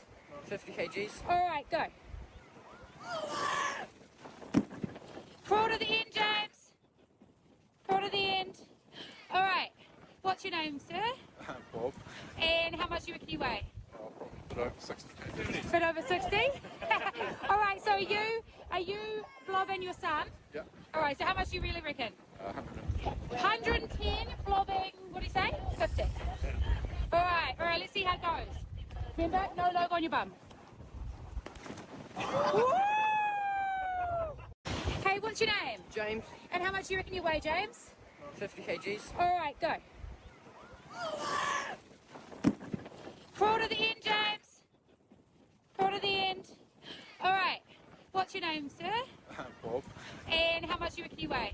These two men are in a challenge against these two Belgian Malinois dogs to see who can keep their head submerged in a bucket or container of water the longest. While the Malinois dog was seriously and attentively submerging its head in the water, fully committed to the rules of the challenge, it then lifted its head and looked at the man in the black shirt. Perhaps the dog sensed, through its keen hearing or a quick movement seen from the corner of its eye, that its human opponent wasn't making the same splashing sound in the water. The suspicion the dog showed might have been its way of expressing that it believed the man was cheating.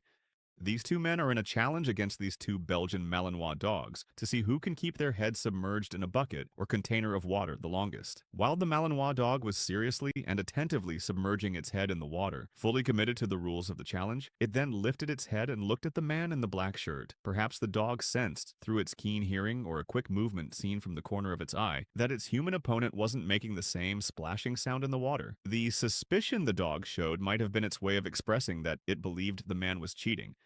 These two men are in a challenge against these two Belgian Malinois dogs to see who can keep their head submerged in a bucket or container of water the longest. While the Malinois dog was seriously and attentively submerging its head in the water, fully committed to the rules of the challenge, it then lifted its Wait a little while from now, if I'm not feeling any less sour.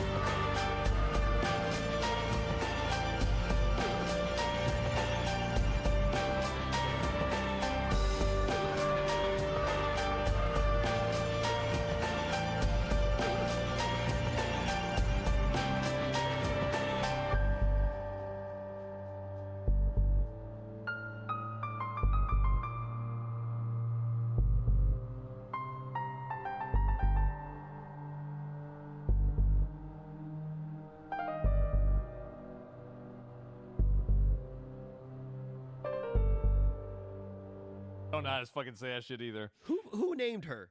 Yeah, She can fucking act though. Yeah.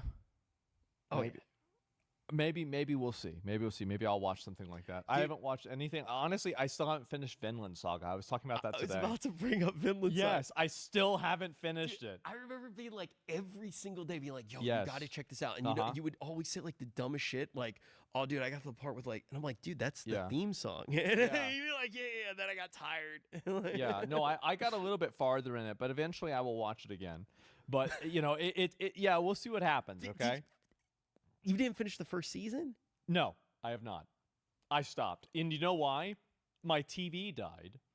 I bought a new TV, but the PlayStation 4 isn't connected to the new TV. Bro. So I stopped. Don't you have a TV in the hallway that you haven't used that still works? Yeah, but that one was a different size. It was a big problem, so I bought a new one. Yeah, and so I haven't used... Wait, so that you still have the bonus TV in the hallway? I do. I still have the bonus TV from my ex-girlfriend. Yeah, it's been there for like 5 years. That's right. Yes, that's correct. That thing's huge. 70-inch TV. Yeah. Yep, it's right there. It's like a flat screen. It is. It's great quality. Wait, so you still have all... Yeah. I'm imagining, because I haven't been back to your house yet, I'm imagining it looks exactly the same as last time. I cleaned a lot of stuff up, but not everything. What'd you clean? So, well, like there were a lot of extra boxes. I just threw them away, right? Really? Shit like that. But yeah, no, for sure. I feel like you don't like throwing stuff away, which I'm actually like that. I generally don't, but like there's so much stuff in the house that I have to I feel like I kind of have to. Yeah. But yeah. I feel like we've been going for a bit. I think that honestly, I've got to take a piss. Yeah, go take a piss. How long have we been going? Yeah, like over almost 2 hours. So holy shit. It's been a bit. Yeah. I feel like we didn't even talk about phase at all. Okay. All right. Give me 1 second. Yeah. Go, dude. Go. Okay. Well, guys, listen. We've been going for a bit. We got to take a break for a little bit, but we do have, obviously, it's been a while since we've been on. We are going to be bringing the show back, doing this regularly again. We're going to have guests, etc. We'll probably do a little bit different stuff with the set as well. So, all that's kind of like things that we're planning on and everything. Like it's kind of new for us. We're trying to feel it out. So let us know what you guys think in the comments, what you want to see different, what you want to see the same, what you want to see more of, what you want to see less of. So yes, just let us know. And also we are, of course, we're gonna release a Patreon for the show to help pay for all the production and everything too. And so you can check that in the link in the description below. We'll have a little bit of extra content there too, and just different other little things. And we'll once we're kind of more in like the habit of it, we'll have like a more definitive kind of product. I think that would make more sense. This is like the first time we've been in the same room. It's been a bit, huh? It's like every time we started talking about something, I felt like it was like 10 different things. Yeah. It's a lot. Like I'm excited. Like I still we have a list of things, and we did like this much. Yeah, and we I feel like we barely. And then I feel like, funny enough, I feel like we talked about PoE forever. We did. But we got to talk. You know what I want to do for next week? Yeah. And this might not happen. Yeah. We should get Banks on. I will have to. I want to see the next. Give me the next 3 days for that, dude. Yeah. I think no matter what, DM him. Okay. We go out to food right now. Yeah. We DM him. It doesn't need to be him. It could be someone else. I don't know. Well, I've talked to Banks before. He's a great guy. Nice guy. I've met him in the real world. I haven't talked to him, and he might not even remember me at this point. Sure. But I don't know any of the new guys. Could get one of them. Try to get one of them on. 6 months ago, I put together this jar using nothing more than rocks, sand, and river water. I didn't add a single extra thing, but within just a few days, creatures I'd never seen before started to appear. Insects, worms, tiny crustaceans, even animals whose behavior made absolutely no sense to me. Then I sealed the jar. I left it on a shelf and completely forgot about it for more than 180 days. Today, I opened it again for the first time, and what I found inside honestly shouldn't be possible. The jar isn't just alive, it's filled with new creatures that weren't there when I first built it. But to understand how this happened, we must go back to the beginning. I started at a river just outside my city. Flowing water carries nutrients, which helps algae and aquatic plants grow. I looked for a shallow spot with just enough current to make sure the ecosystem would stay active. I took out a jar and began filling it with river sand. I tried to collect sand and gravel with different textures, along with a few algae-covered stones. I also grabbed some loose algae, which would serve as food and produce oxygen for whatever ended up living inside the jar. I filled the bottle with river water. Once I got home, I reorganized everything. Now it was time to assemble the jar. I started with the sand and gravel as the base layer. This would allow a bacterial colony to grow and give small insects and worms places to hide. Next came the stones coated in algae, which would add structure and provide shelter. I also placed the loose algae on top so it could keep growing and producing oxygen. I'm a huge fan of plants, especially aquatic ones, so I always try to include them in the ecosystems I build. Finally, I filled the jar with the river water. I didn't want to use tap water or aquarium water because I wanted to keep the conditions as natural as possible. Right after finishing it, you could already see tiny creatures moving inside. The first one to catch my eye was a bladder snail, but let's not get ahead of ourselves. Let's wait a few hours for the water to clear so we can see everything in detail. The next day, the water was crystal clear. As I rotated the jar and looked closer, more and more things started to show up. One creature in particular stood out, a much larger aquatic insect, a Dytiscus. This is a diving beetle, and without doubt, the largest animal in the jar.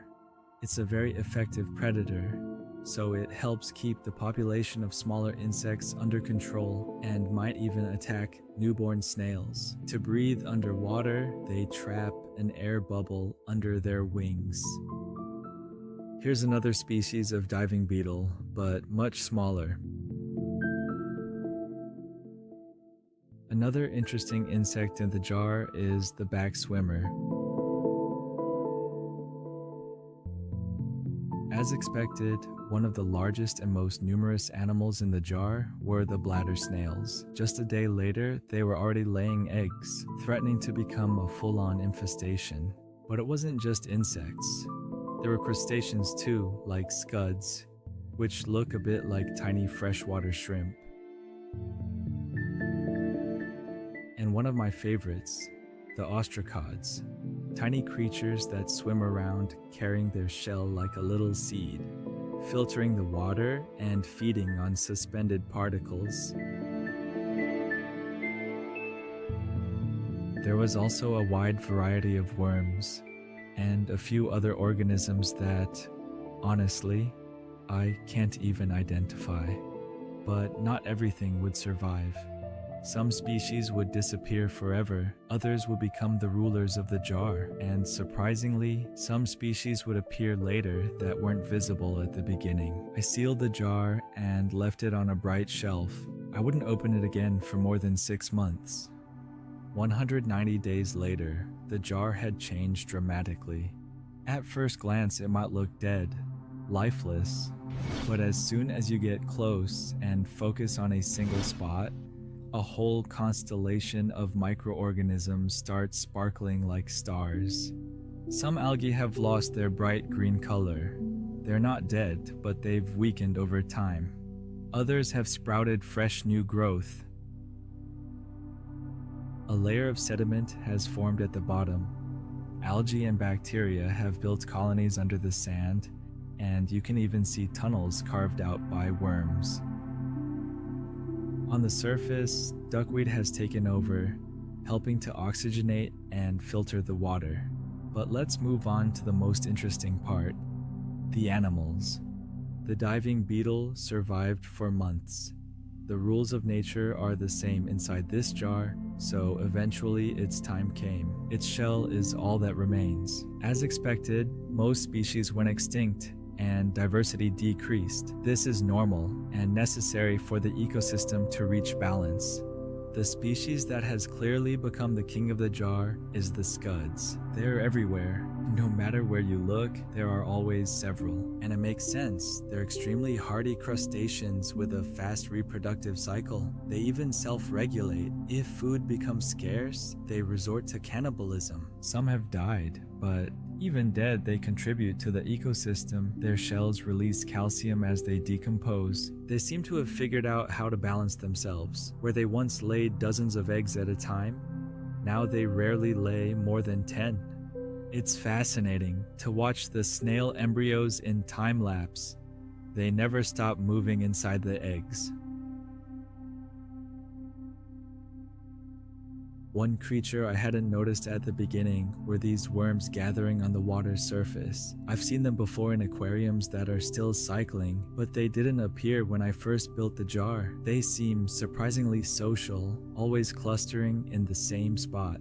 Going further down, we find ostracods again, though this species is smaller than the ones I first saw. They have darker spots, while the original ones were more pinkish. If the clip of them attacking the snail goes here, these ostracods stay close to the bottom. I also managed to record a few copepods. Another creature I hadn't seen during the initial setup. I guess with so many larger insects around, I probably overlooked the tiny ones. They're the smallest crustaceans I'm able to film. The two little sacs attached to their back are egg pouches, which they'll release once they're ready to hatch. The last creature I filmed was shocking, a flatworm, like the ones you find in aquariums. But this one was the biggest I've ever seen. Aquarium flatworms are usually tiny. This one was over 1 centimeter long and surprisingly wide, and it moves incredibly fast across the glass. In shrimp tanks, they can be considered pests, but here they play a positive role by regulating the population of microinvertebrates and snails. To be honest, when I first built this jar, I wasn't entirely sure it would succeed. I've seen it many times in videos, but whenever I tried it myself, it never worked. And yet, more than half a year later, it's still alive. It has turned into a self-sustaining ecosystem, one that regulates itself in perfect balance. If you enjoyed the video, leave a like and subscribe so you don't miss the next ones. And if this jar fascinates you, you'll love this other video where I create another river ecosystem filled with even more surprising animals.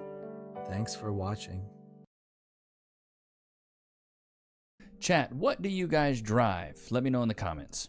According to a report from Kelley Blue Book, the average price for a new vehicle has cracked the $50,000 mark for the first time ever. Jeez. I seriously need to know why all these old, faded headlight used cars are like over $9,000. They are literally building these cars so that you throw them away when they break. Literally, just throw them away when they break. Don't replace it, don't fix it, just throw it away. What's your car payment and what do you drive? Just short of $2,700 a month. But every morning I have to decide if I'm going to drive the Tahoe Premier or the M4 Competition X Drive. It's official. Good Lord. Brother, man, $2,700 a month. Golly, that's so much. What's y'all's car payment, chat? That's a lot. Car dealers are struggling to sell their inventory and consumers are not putting up with the increased prices. According to this November insight from Cox Automotive, looking at mainstream brands, recent inventory trends reveal that some manufacturers may be edging toward overstock territory as consumer demand shifts. Jeep's situation is even more pronounced with a 24% jump in day supply and a 13% increase in inventory, driven by models like the Cherokee, Compass, and Wrangler, putting the brand at a high watermark for 2025 and close to having... Bro, I'll never understand how expensive Jeeps can be, bro. I've seen some of these Jeeps be $60,000, $70,000. The first car I ever had was a Jeep Grand Cherokee, a 1994 blue Jeep Grand Cherokee. Chat, what was your first car? Let's see if I can't find this thing. 1994 blue Jeep Grand Cherokee. Boy, with the leather on the inside. I spelled Cherokee so wrong. But yeah, this is it right here. This is it, bro. This is it. It's for an idiot. My buddy Jim showing it off. This is what I had right here, man. Welcome to another Hoovies. Yeah, this is what I drove. This is the first whip I ever had, a 1994 Jeep Grand Cherokee. I don't even know if it was a 4x4. It might have been, it might not have been. I really don't remember. But either way, that was the first car I had. And then I had a black 98 Mustang because my grandfather loved Ford so much, loved Ford, swore up and down by Ford. So I had a bunch of Fords, but my grandfather would always put me in like these different cars because he's like, I got to put insurance on these. So, you know, my grandfather actually had a little bit of money. He took his life pretty serious. So unlike my mom and dad, but tonight in our reporting on the prices you're paying for everything. Tonight here, the cost of a new car. What our reporter discovered on the car lot, the average price of a new vehicle in this country And what's driving this? Here's Matt Rivers. Tonight, it's never been more expensive to buy a new car. According to a report from Kelley Blue Book, the average price for a new vehicle has cracked the $50,000 mark for the first time ever. It's shocking. I think it's obscene. And that's just what people paid. I bought my house for $12 and a pack of gum. Average asking price, the MSRP for 2026 models, is even higher, more than $52,000. Talk about sticker shock. The study's authors writing, it was only a matter of time, especially when you consider the best-selling vehicle in America is a pickup truck from Ford that routinely costs north of $65,000. The report says the average price for a new Tesla is $54,138. What do y'all think about electric vehicles? I feel like people are starting to regret these electric vehicles now. Tonight, economists say tariffs on autos and key auto parts are a factor. Also factors a rush to buy electric vehicles before tax breaks expire in September because of President Trump's big, beautiful bill that eliminates them. And lastly, experts say the families that can afford new cars are often the ones who can afford expensive cars, driving that average cost higher. Just the fact that sales are being shifted towards more luxury and higher end vehicles is similar to this situation we're seeing just about everywhere in the economy. And experts say consumers looking to used cars to save money are also out of luck. When I looked up the cost of a 2021 Nissan Sentra versus a brand new one, the cost difference is roughly $1,000. So what is the better value? And David, it's really interesting that electric vehicle sales are also driving some of this, driving up the average price of a car. There was a real race to go out and get them before those tax credits expired, many families rushing out to get theirs. I'm still in shock that the average cost of a new vehicle is $50,000. Yeah, dude, $50,000 is a lot of money. That's as much as some people make in an entire year. China got cars for $15K and they're better. That's what some of the comments say. I've heard Chinese cars are actually way less expensive, but dude, a lot of the things that China makes is great. Bronco's still out front. Why? I think we need to put it on the rocks, show how well that lift is. That's why you think the Bronco hasn't sold yet? Yeah, I think it needs to be put up on the rocks and highlighted. Let me show you guys. You tell me why it hasn't sold yet. I got this Bronco about a month ago, and it still hasn't sold yet. I mean, look at these rims and these wheels we put on it. Is that why it hasn't sold yet? It's even in Marsh Gray. That's the color that everybody Okay, let me guess. It's because it's $110,000. wants. Is that why it hasn't sold yet? I even upgraded the seats to catskin leather. Is that why it hasn't sold yet? We listened to the comments and put a lift kit on it. Is that why it hasn't sold yet? It's the base model. That means the most affordable trim. Is that why it hasn't sold yet? The Spare even has the fuel rims and the 37-inch tire. Maybe that's why it hasn't sold yet. It's got the hard top. Maybe people want the soft top. That's why it hasn't sold yet. We put the Luther sticker on the back. Hey, my dad changed the plate frame while I was in service. That's what I do. Is that why it hasn't sold yet? This is like the sickest Bronco in PA. I can't think of any reasons of why this hasn't sold yet. Let me know in the comments below what you think, and to get a value on your vehicle, head over to my page and hit sell your car today. And be sure to follow Dante Luther for more Broncos like this. Spoken like a true car Bro, car salesmen are the sleaziest. Bro, put a 1 in the chat if you agree. Car salesmen are the sleaziest, grimiest. Yeah, I'll get you a good deal on that. Don't you worry about it. salesman. People were commenting, maybe the price is why it hasn't sold yet.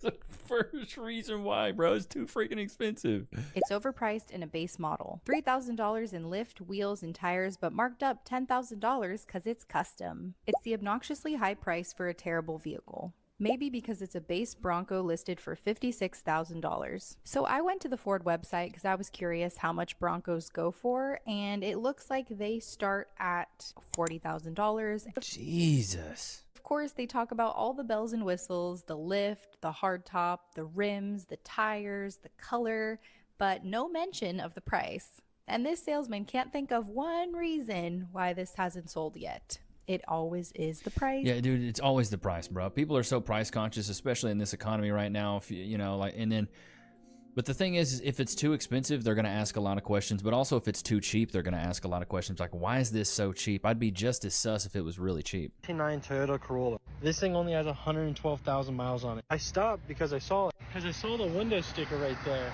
I thought that said $595. I thought it was back in the year 2005. This is $5,000. $5,000. I mean, it's crazy you can buy a car for $5,000, but I remember back in my day, my mom helped me buy a Toyota Camry for $1,200 that had like 120,000 miles on it. And that's what I drove in college, was a busted Camry that had like 100. By the time I sold it, I think I had 160,000 miles on it. Oh wait, that's $6,000. $6,000. Like the huh? Why are we charging $6,000? The headliner's falling down. The hood's been repainted. Like really not good. Got a little rust going on over there. Since when are the $500 cars $6,000? I'm sorry, I was being confused. That was the on sale price. That's the retail price. This is a 1999 Toyota Corolla. That car 26 years old, bro. I wagered a bet. That's what this car costs new, or close to it. Yeah, exactly. Wow. I wonder how much this $400 car costs. Oh my god. 10 grand? 30,000 miles. 10,000. What the? Who's buying? What? Someone commented, but if you traded in that same car, you would probably get $200. Bro, these car dealerships are like GameStop when it comes to trading stuff in, bro. Best I could do is $200. Here, I can give you $200 cash or $500 store credit. If you want to do a trade-in, we'll hook you up a little bit. But if you just want cash, I'll give you $500. $6K for that. It's not even in perfect condition. It's got 112,000 miles. It's 26 years old. That thing can vote, drink, go to war, and get married. This car has rights at this point, bro. $6K for that? That's crazy work, bro. It's so true, though.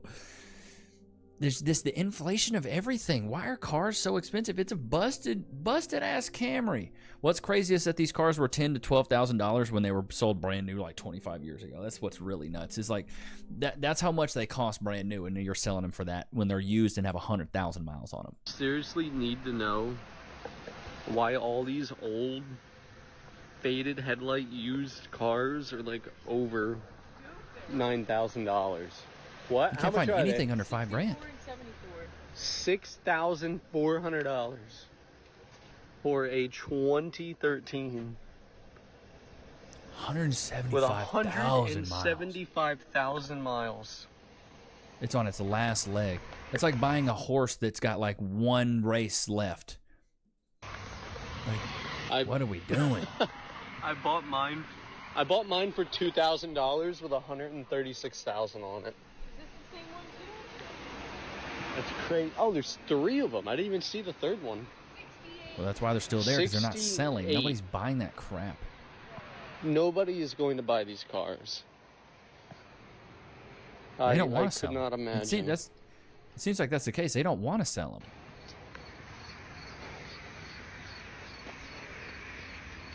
them. As is no warranty. 2006 Honda Civic for $7,000. Jesus. What? The Honda CR-Vs for $13,000. God. Is this normal? And straight to the comments we go. None of these cars should be over $5K. Let them sit there and rot for those bloated prices. Half of them have accidents, interior is never cleaned, and all these dealers are ripping people off. Probably paid $900 at an auction. With massive miles on them, it's crazy. They know people can't afford car payments right now, so they're jacking up the prices of beat up cars. A 15-year-old car with 185K miles should not be $5 to $10K. The 2013 Mazda for $6,400 with 175,000 miles on it was mind-blowing. 175,000 miles is crazy, bro. That's so many miles to put on a freaking car. I don't even know if Mazdas can run to 200,000 miles. Now, I'll give Hondas, should have bought a Hondas, because that's what I always tell you guys. Shiba and I should have bought a Honda, put it on a t-shirt. Hondas will run. I think I had my stepdad, he had his Honda. He had a Honda Civic, like a 1990 Honda Civic, and he ran it up to like 250,000 miles. And it was still running. It wasn't that it wasn't running. It was still running. He just wanted to get a new car. For a car with a family member, and when did a Corolla become $25,000? Actually, no, he said $29,000. When did a Corolla become $29,000? What? That is crazy. Like, there are no introductory level cars anymore. Like, I know that this was a while ago, but they used to be like $15,000. A Corolla or a Honda Civic was the car that you got your kid as like their first car. Yeah. Nothing too fancy, just your intro to driving. This is how are we surviving now, guys? Let's be for real. Someone commented, it started during COVID when they were saying it was a shortage of cars and chips, and the dealers stayed greedy and didn't change the pricing. Because they put all those ridiculous gadgets in them, they need to offer basic cars too, not just tricked out ones. I got my Corolla brand new in 2015 for $18K. I remember brand new it being $10K. That's crazy. A Corolla is never worth $25K. So Bro, I mean, now Toyotas are very reliable cars. They're very, very reliable. Like, you're talking about some of the most reliable cars here. You know, base model, 22 grand, 25 grand, 28 grand. And I mean, you're going to get some bells and whistles with these, but it's really nothing crazy. You're not getting a crazy nice sunroof probably. You're not getting, I mean, you may get some heated seats maybe, but the prices of cars right now are absolutely ridiculous. So that you throw them away when they break. Literally, just throw them away when they break. Don't replace it. Don't fix it. Just throw it away. So I'm installing a camera system, and I messed up. Somehow I got myself locked. I'm pretty sure I didn't loop the piece all the way through on the handle. So basically, the door was shut. I pulled on it really hard. Door opens. But as you can tell, I broke this. Just a little plastic piece, I broke it. I mean, no biggie, no biggie. I'll look online. Can't find it. I understand it's a newer car. This is 23. I'm like, shoot. Let's call the dealer. So the guy on the phone was like, he spent like 10 minutes. He calls me. He actually had to call me back. Calls me back and says, actually, we can't just get the door handle. I'm like, what do you mean you can't just get the door handle? You have to order the entire door panel. He even said it comes with a new window switch. And then I realized, because I took the dang thing back off, he's not kidding. It is like, they've molded the plastic around it. You cannot get this off. You cannot get that out. What the heck? One, I get, like, this should never break, right? But how many times have you placed a window switch in a car? It gets wet with water. What are you going to tell me? I need a whole new door panel? Yep. It's only a cool $525. Someone commented, being unable to open a door due to a small piece of plastic failure should be considered a safety risk and class action lawsuit. Yeah, but the thing is, they're trying to make it for cheaper and cheaper and cheaper, and, you know, and with worse gear, and that's what it is. They're making it with crappier materials and charging you more for it. It's absolutely ridiculous what they're doing right now. Instead of having a simple key like this, you just insert in the door somewhere. You know, key's never going to not work, right? You know, sometimes you unlock your lock button. That might not work, but at least you're going to get in with the key. This Ford, as you see right here, has a push button. So it has the regular lock and unlock button. But to get in, you press this button, and then the door pops open, and then you grab that little handle. And I mean, that's as easy as that's going to get, right? But what happens when you need to get in the car? And let's just say the battery's dead, right? So where do you insert? Oh, actually, that's funny. It's a blank. I forgot about that. So yeah, where do you insert the would-be key, right? Don't worry, Ford is 4 steps ahead of you with this. So you just take this little panel off, and of course your car's locked out. So grab that jump box that you would have in your car, because you know you locked it, right? And you're gonna jump start it, jump this literally with the jump pack, and then that will open the front, which then lets you jump the battery. That then lets you power the door to press the button to get back in your car, because a key just would have been way too difficult. Oh my god! And next, that's insane. If this wasn't all bad enough as it is, if you are in the market for a new car, you're going to have to deal with these salesmen when you go into the dealership. Never say these 10 words in car sales. The wrong language can cost you a deal and kill your commissions. Instead of using the word buy, say invest. This is a great investment. Instead of using the word problem, use the word challenge. It's the credit that's a problem. No. The credit is challenging, but we will try our best. Instead of using the word sign, use the word authorize. Instead of using the word cheap, use the word cost effective. If you're trying to go to a less expensive vehicle, do not say a cheaper vehicle, say a more cost effective vehicle. Instead of using the word contract, say agreement. Contract can scare some customers off.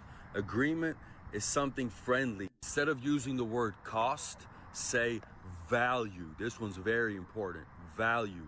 And last but not least, instead of actually saying the numbers when presenting, always point, never actually say it. The words you use set the tone for how people trust, like, and believe you. And you know in car sales, when they trust, like, and believe you, the chances of you selling a car raised by 72%. If you want high-level results, you need high-level vocabulary. Because poor word choice leaves rich deals on the table. So great. Rich deals on the table. Brother, man, you're selling cars, bro. This isn't some highbrow sales, you know what I mean? What do some of the comments say? I like this girl does the comments too. I dislike using the word investment. Purchasing / financing a depreciating asset isn't really an investment. It's not an investment at all. Invest is not a word I use. Be honest, salesman. Tell the truth and earn your customers' business. What is this? In my 29 years in the business, I would never in my life pretend that a car purchase is an investment. Yeah, bro. I was in sales. People have such a negative connotation when it comes to anything sales, anything when it comes to selling, or I'm an account executive. Like, bro, you're a salesman. Like, when I used to say I'm an account executive, you're essentially you're a sales guy. That's what it is. I was in telesales. I was calling people. I was a glorified telemarketer. I just sold a cheap package and then got good enough to where I could sell a fat package. That's why I was selling my package. I'm just kidding. But seriously. But for real though, my deal though. In my 10 years of, corporate sales, I had to adopt a lot of this stuff too. You use those words to kind of persuade people, and it really is kind of an art of manipulation and persuasion to be able to talk to people and pretty much convince them to buy things maybe they don't really need, or maybe they kind of need, but to figure out a problem that like highlights that need so much that makes them feel like, oh, I really, really need this. Oh, like you're losing so much revenue. And the thing is, with cars, you can always leverage safety. Oh, well, what about getting the kids to work? What about getting the kids to school? What about your wife getting to work? The last thing you want is for them to break down. The last thing for you want is for them to get in a car that doesn't have a good safety rating. I'm sure if they got into a wreck, that would crush you, right? If something happened to them, and then you're leveraging their family against them. It's sleazy, but it does work. Sadly, why buying a car in 2025 so hard? Hello? Yes, how are you? Hi, how are you? This person that spoke with you, he just told me when would you like to come here and give you the information? Okay, I just wanted the numbers before I came in. Is that not possible? No, it's not possible. Why not? I would expect transparency if I'm buying a car, if I'm going in. That's time out of my day. You guys are a 30-minute drive away, so I want to know how much. But they need to check your information, and they can ask your information over the phone. If you really are interested, you can come and we can help you with that. They need to check my information over the phone. I'm paying in cash. They don't need any information. I just want the out-of-the-door price. But I'm not able to give you like the price over the phone. This is what they do, bro. They want you to come in so they can pressure you, bring in managers and other salesmen, and corral you into a group and corner you into a room and be like, you should buy this, you should buy this. That's what they do, bro. Why not? Because we're not able to do that. They always negotiate the price here and do all the taxes. He's lying, I don't want to negotiate anything. I just want the out-of-the-door price. Well, if you want, we can help you once you are here, because I'm not able to give you anything to the phone. Someone commented, "This is a normal situation from car dealers. It should be illegal. I went through this. It was terrible. They also asked me if I was financing with them. I said no through my bank, and they didn't like that and said they don't like cash. Also had a big dealership tell me that they don't take outside financing. Former car salesman, absolutely hated this. They teach you to bring the customer in because you are more likely to buy if you are inside.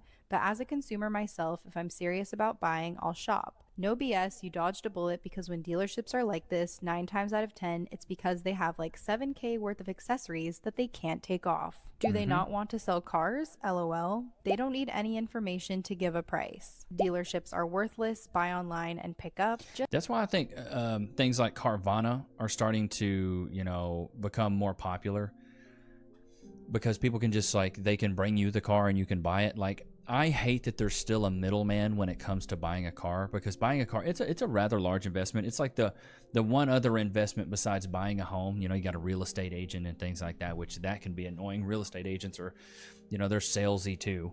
They're just trying to get a deal across the line so they can get their commission.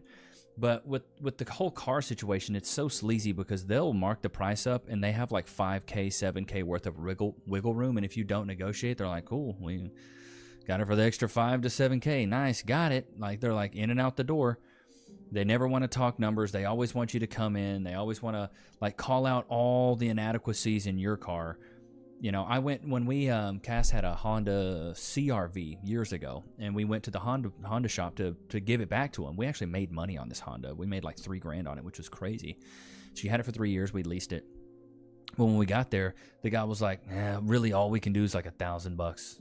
And I was like, well, we've got another offer down the street where we could get 3,000. So if you guys don't want it for the $3K, we'll take it down the street and get that $3K, no problem. And I was just lying. I didn't have an offer down the street. I just was making this up. And they're like, okay. They came back. The manager came in there, tried to press this a little bit.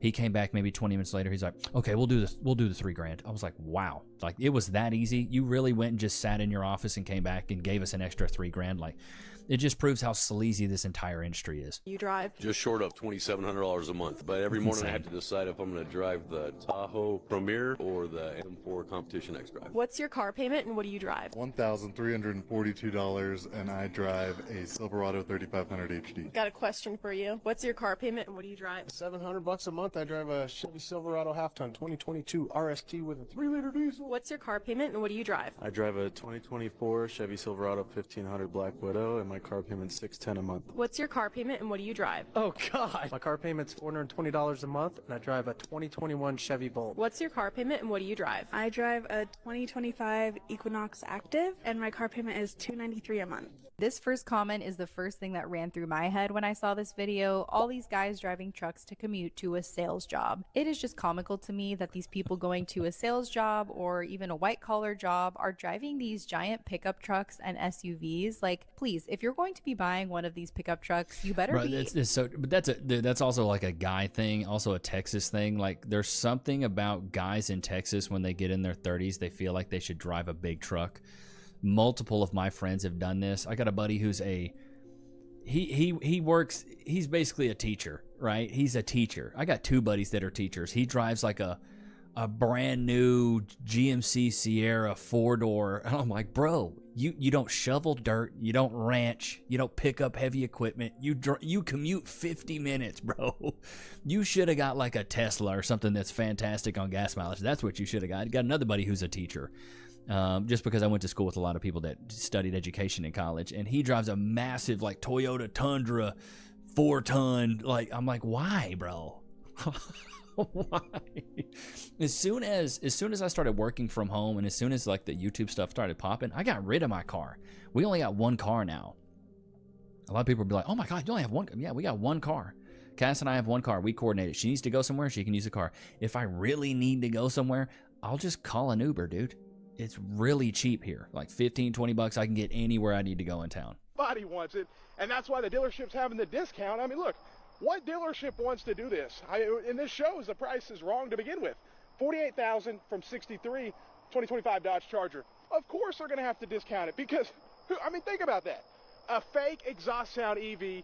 Look at that, $10,000 off. That's the only way. And then we got $100,000 Jeeps. Literally, I'm not even joking. Look at this. 100. Can you guys see that?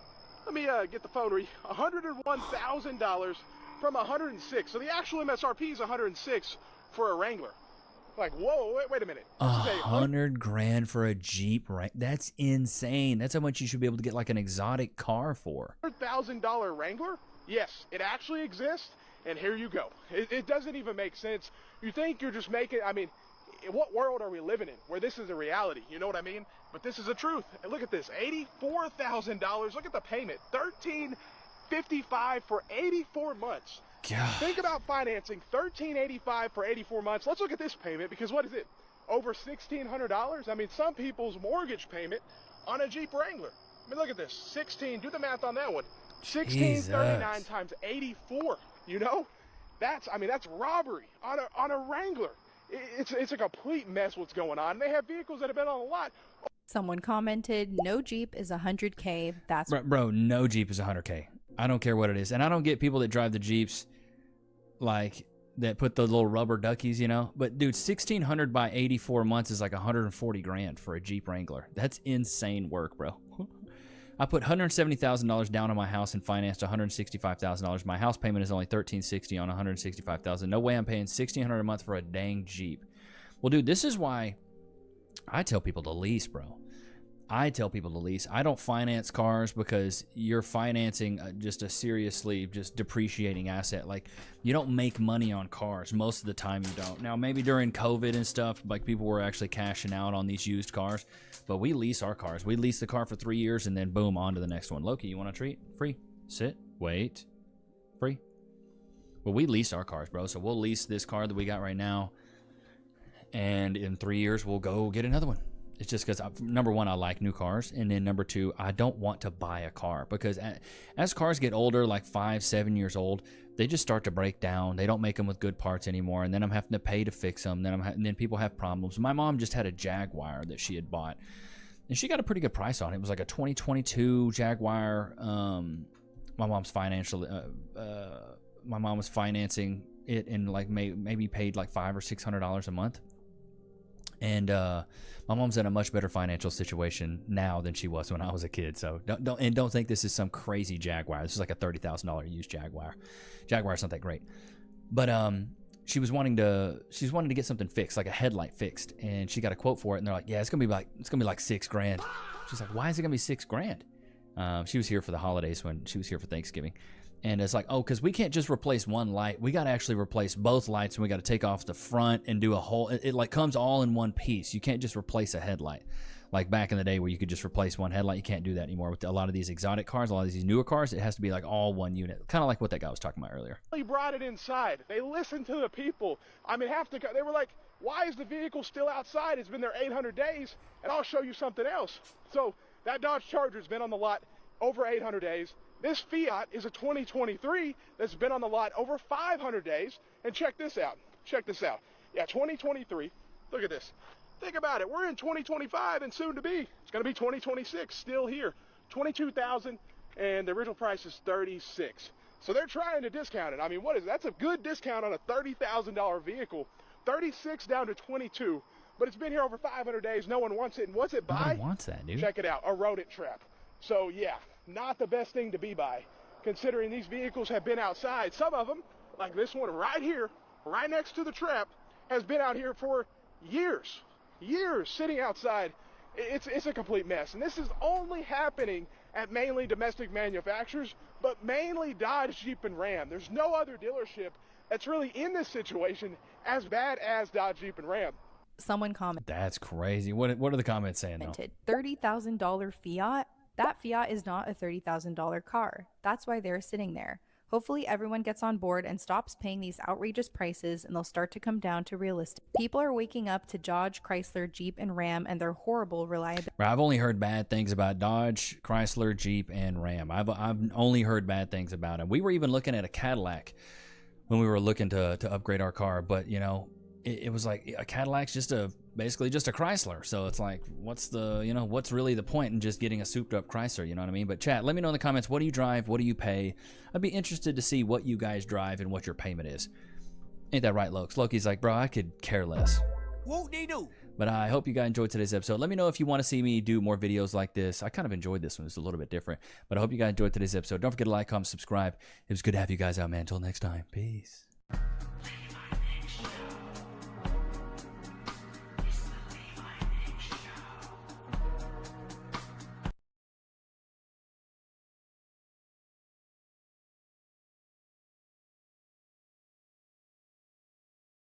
Singles events were never made for men. They were always made for women. If they were made for men, it'd be stuff like axe throwing, going fishing, shooting at something, you know what I mean? Doing something outdoors. Like, here's a great singles event idea. Put a 1 in the chat if you agree. Here's a great event idea. If you want to market to like more country guys, traditional guys, do a all you can fish and catch is what you can keep. Do that at somebody's land that has a stocked pond of catfish. Have all them come out, and all that you fish and catch, you can keep. And then have the ladies come out there and just bring those men beer. Boy, howdy. That would be the way to do one of these events right there. Put a 1 in the chat if you agree. But these women are just so delusional that they want these men to just be coming up to them at these singles events when it's just drinking in the city. A lot of traditional guys aren't in the city. A lot of the guys that are just looking to beat the cheeks are the ones in the city. No. Okay, I have a question for all of the single straight men. What are you doing? Because every single day, I walk out of my front door to the most beautiful, gorgeous, just goddesses of women, walking around living their best life like they're just not heaven on earth. So what are you doing? Why are you fumbling the bag?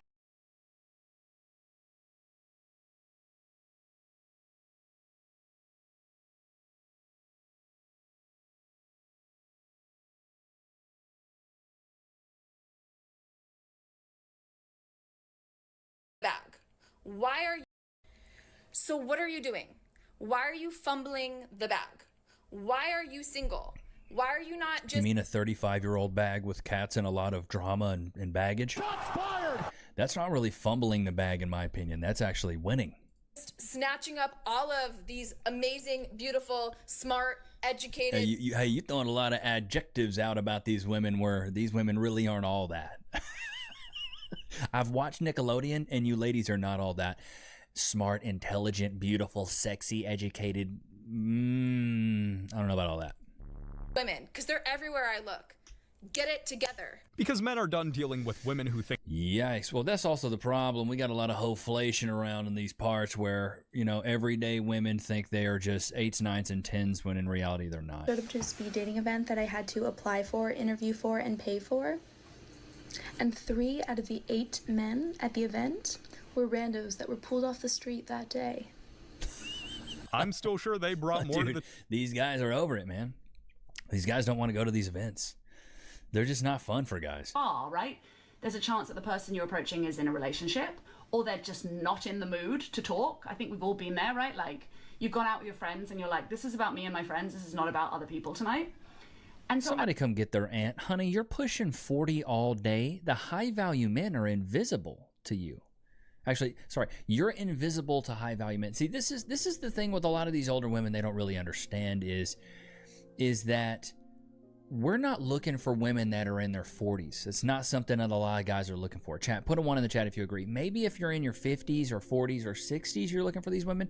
But most guys that are younger, maybe 25 to 35, or hell, I'll even give you 25 to 30, or 25 to 40, aren't going, where are the 40-year-old women at? Donde está the 40-year-olds? We're not really looking for y'all. You're invisible to most men. Love how men are always saying that they want to find a girlfriend, and then we give them the space and the opportunity, and they don't sign up. So we're having a singles mixer, and all the girls' tickets are sold. All of them. Guys, this is your cue. The women's tickets are sold out. This is your chance. This is your chance to come. Bro, this is like going to a singles event is like going to the land of misfit toys. You know all these girls have been done dirty 3 days to Sunday, multiple rear end back blown collisions. These women have tons of trauma most of the time, and they're desperate. You can smell the desperation on their breath. Just, what is that? It's desperation. Issue, which isn't really a We Met IRL issue. It's just that the ratio of men to women in the city is just not fair.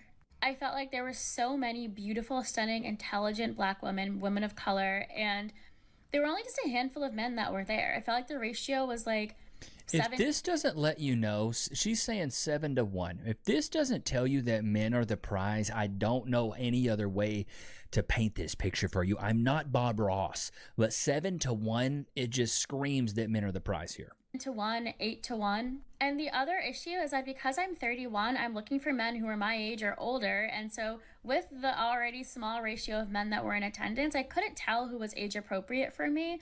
I know one guy that I talked to ended up being 27. I was kind of like, well, all right. If you're 31. And this is what these women will do. This is something she didn't mention. So she's looking for her age or older, right? She's also looking for a guy that makes as much as her or more. She's also looking for a guy that's as tall as her or taller. Looking for a guy that's bigger than her, maybe stronger than her. You know, like she wants some guy that's way better than her in every regard. If you're looking for somebody that's that good, bro, they're the prize. G had a Black singles event in Philly. Black men did not show up. So, I'm in between New York City and Philly, Jersey. Us Black men up here in the Northeast do not want nothing to do with no Black women in Philly. Too masculine, too ghetto, and no. No. So anyway, Black women were all there. It was like about 50 Black women. No Black men showed up. Kendra G didn't even, she didn't even go. The organizer not even showing up to... Well, dude, this is what I'm saying, man. These singles events are really for just other women to meet their new friends. That's what it's for. Going to speed dating events? Why do I keep seeing this on my feed? Or what are we doing here? Are you kidding me? Of course we're not going to speed dating events. What is this, the 90s? We have the apps now. That is speed dating. Yeah. What are you talking about? Why would we leave and go pay a cover charge somewhere when we could just sit on our couch and speed date the out of the whole city? And also, with the whole, like, charging the men and women get in free. Why are the ones who clearly need this event? Yeah, I don't know. In my opinion, I tell guys, if you want to be in a relationship, you gotta... There's a multi-pronged approach here. Here's the advice I give to single men that want to be in a relationship. You need to be frequenting a church, frequenting a coffee shop, go to the library if you can, go to these singles events, be on Tinder, be on Humble, be on Hinge. The reason being is if you're a fisherman and you got multiple poles in the water, more than likely you're going to catch more fish. But if you're fishing in one hole that's not a honey hole and it's got a lot of fish in it, bro, you're just going to keep being let down. So you got to have a multi-pronged approach. And I also tell men, as bad as this may sound, is talk to multiple women. I've had so many guys call me on, the number I have here.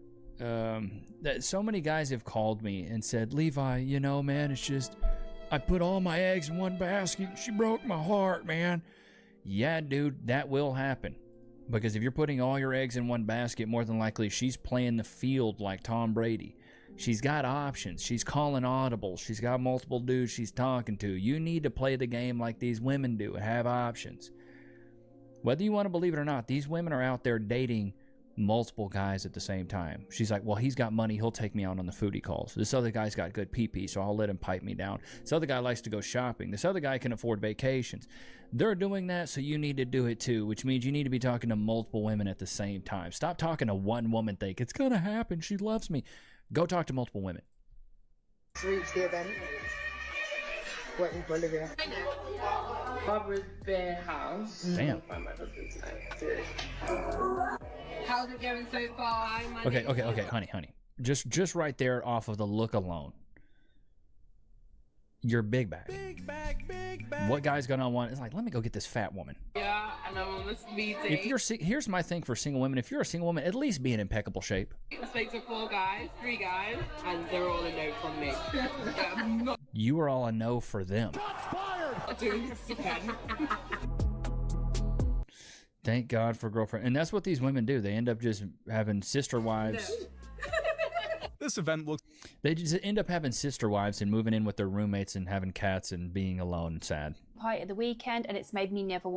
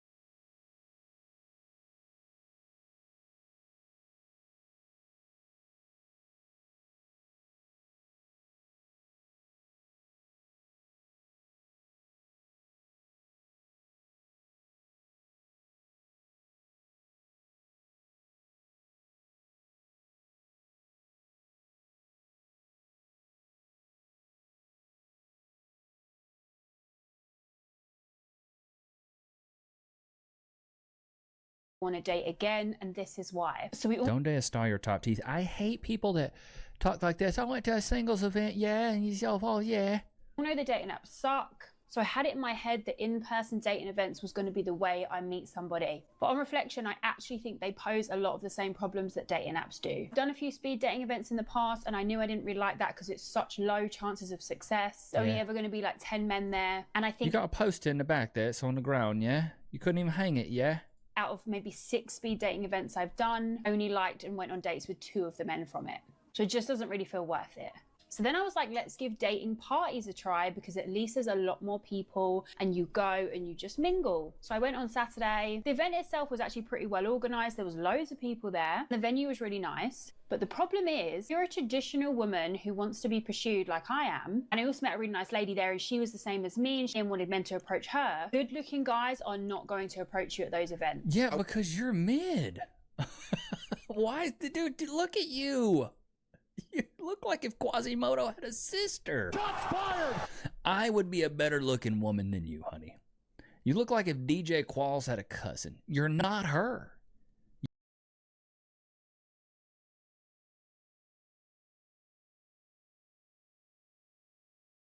You're not hot. Doesn't look like you're a baddie. This is why I say women got to start dating in their price range. So many of you ladies do not date in your price range. Y'all be dating way outside your price range. Like, honey, you should be looking for the 3s to the 5s. That's what you should be looking for. 3 to 5.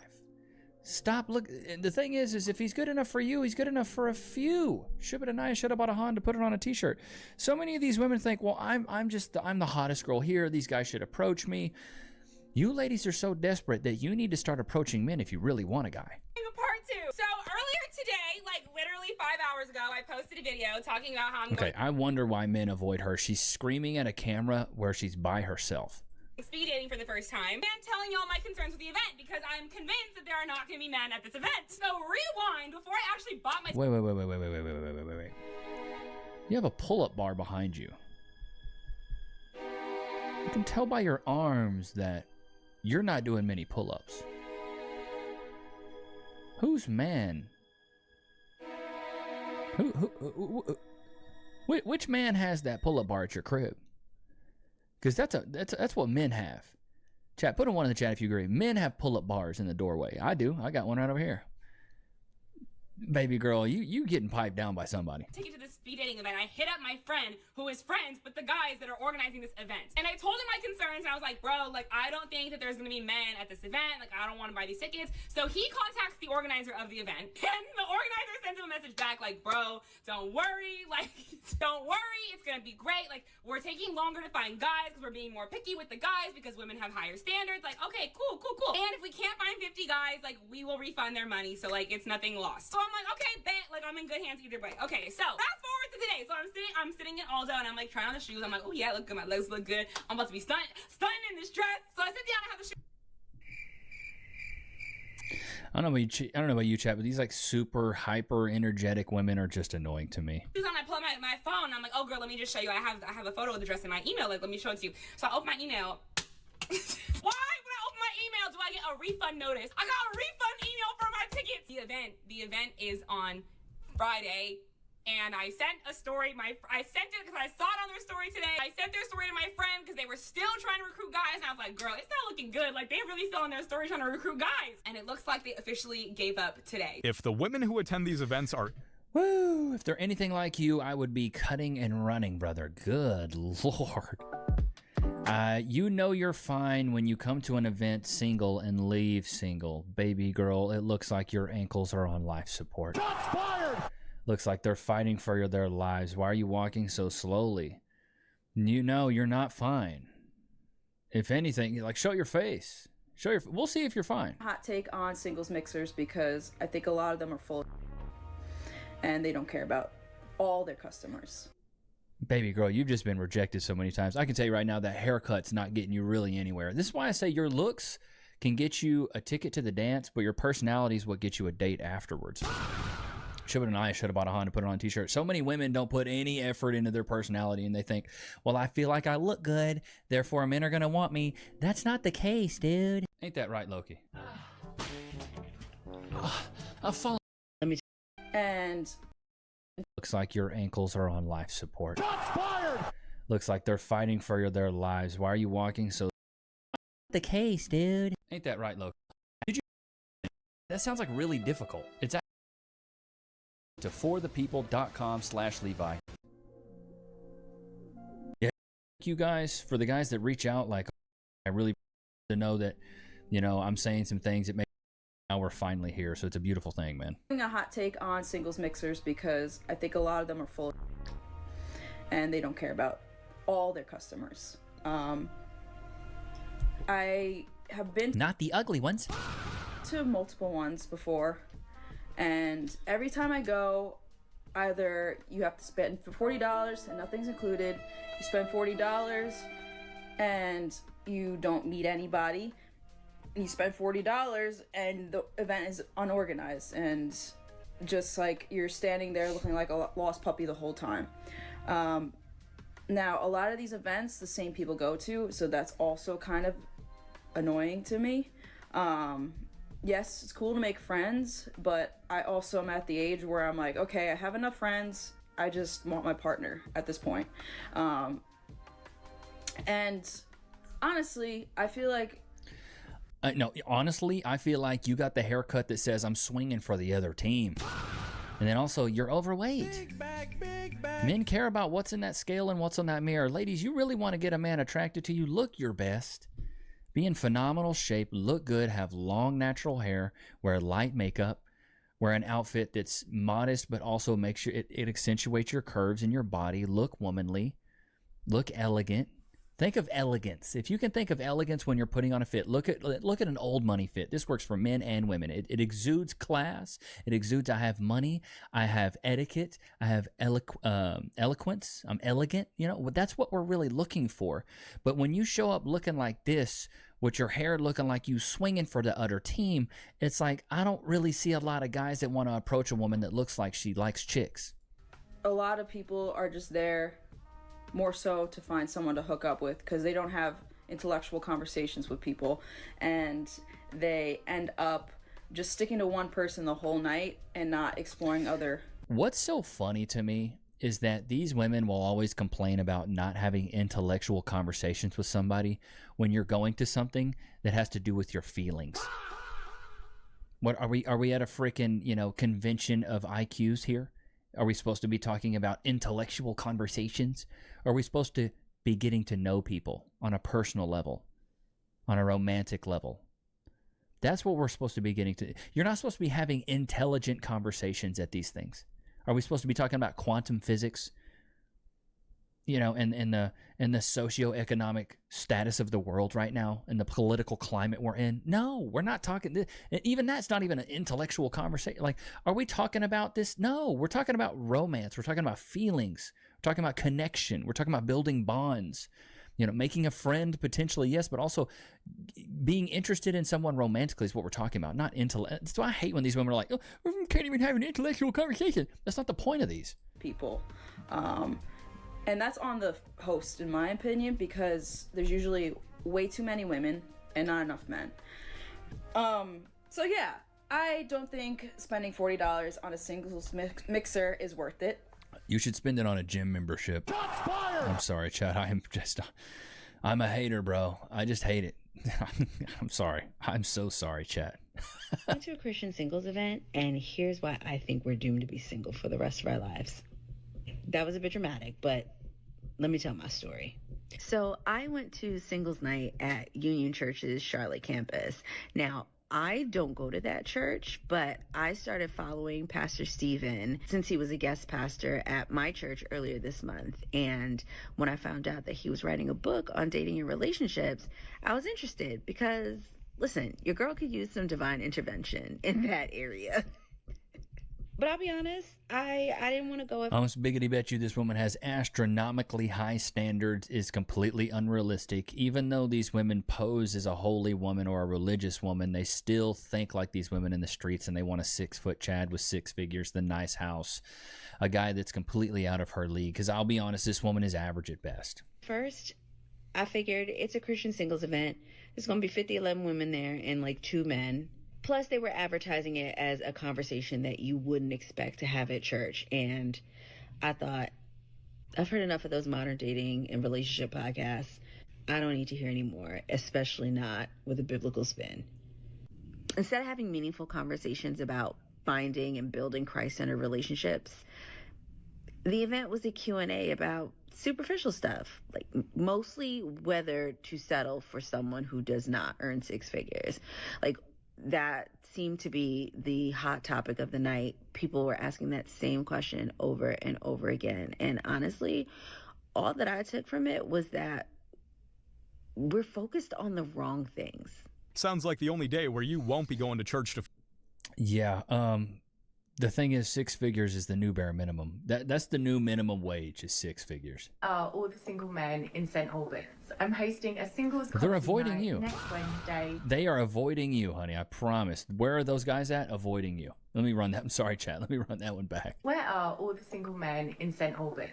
I'm hosting a singles comedy night next Wednesday, and I'm completely sold out of women's tickets. But guys, I need you. Single guys in New York City, this is for you. Monday, April 7th, 6:45 p.m., Rumble Upper East Side. I am hosting a singles workout class and mixer. The women's tickets It's always like a singles comedy night, a singles workout, singles goat yoga.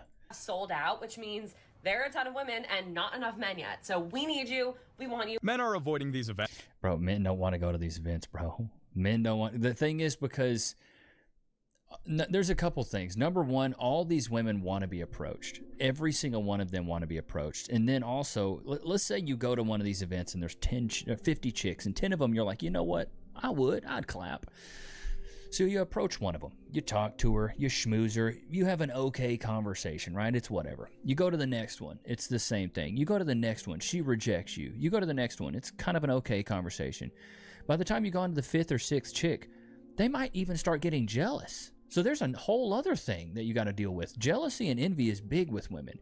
That's why when men cheat, they go, "Do you love her?" And when women cheat, men go, "Did you buck him?" Because men are more tied to the superficiality of it all, of like, did you buck his body, versus a woman's more tied to the emotional side of it.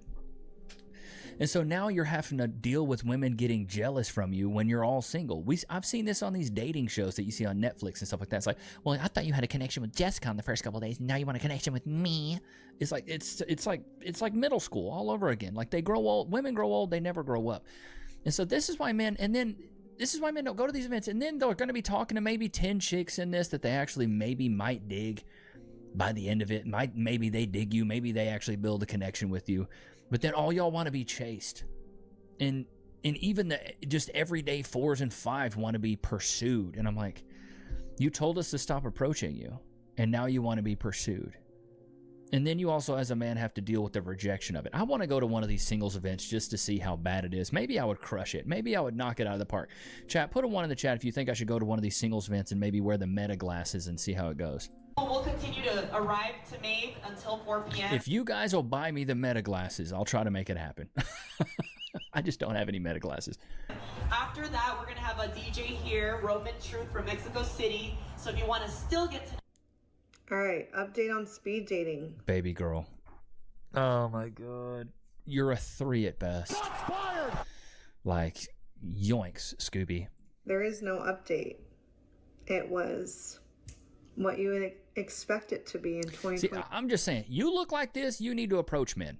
Stop thinking they're going to approach you. Before. So the event was at a bar in town, the bar was open to the public, and there just wasn't really real structure. First off, 13 girls, 8 guys. The guys range from 25 to like, I'm not kidding. Like, there was one man in his like 50s, which whatever, nothing wrong with that. But yeah. Really? Nothing wrong with that, but you go 50s? Really? Nothing wrong with that? No structure because it was open to the public. Like, usually you think of speed dating as like sitting at tables and like it's structured, whatever. And this was just kind of like a bar all over, as you can kind of see from that first video. And it was like, it wasn't like, okay, this is the rotation. It was just like, if a guy thought you looked cute, he would just go up and sit with you. It wasn't like, okay, you're going here next, then you're going here next. It was just free flow, whatever. So yeah, it was just interesting. And yeah, don't know if I'd ever do it again. Nothing came of it. And that's the update. No, baby girl, you're beat at best. Like, look at you. Even when you was dolled up, you was beat. I could put on makeup and look better than that. When you drive 2 hours for speed dating and nobody shows up, maybe the universe is trying to tell you something. Let's see here. Oh my God, y'all look like y'all ready for church. Somebody come get their auntie. Oh my God, it's dead in there. Like, look at this chick. She looks like she pulled an all-nighter putting together cat bonnets. What is going on? Damn, it is deceased in there. Where did you go to a singles event in an Indian restaurant? What is that? In my last video, I talked about how I deleted all the dating apps and I was trying to explore like a more organic way of dating somebody.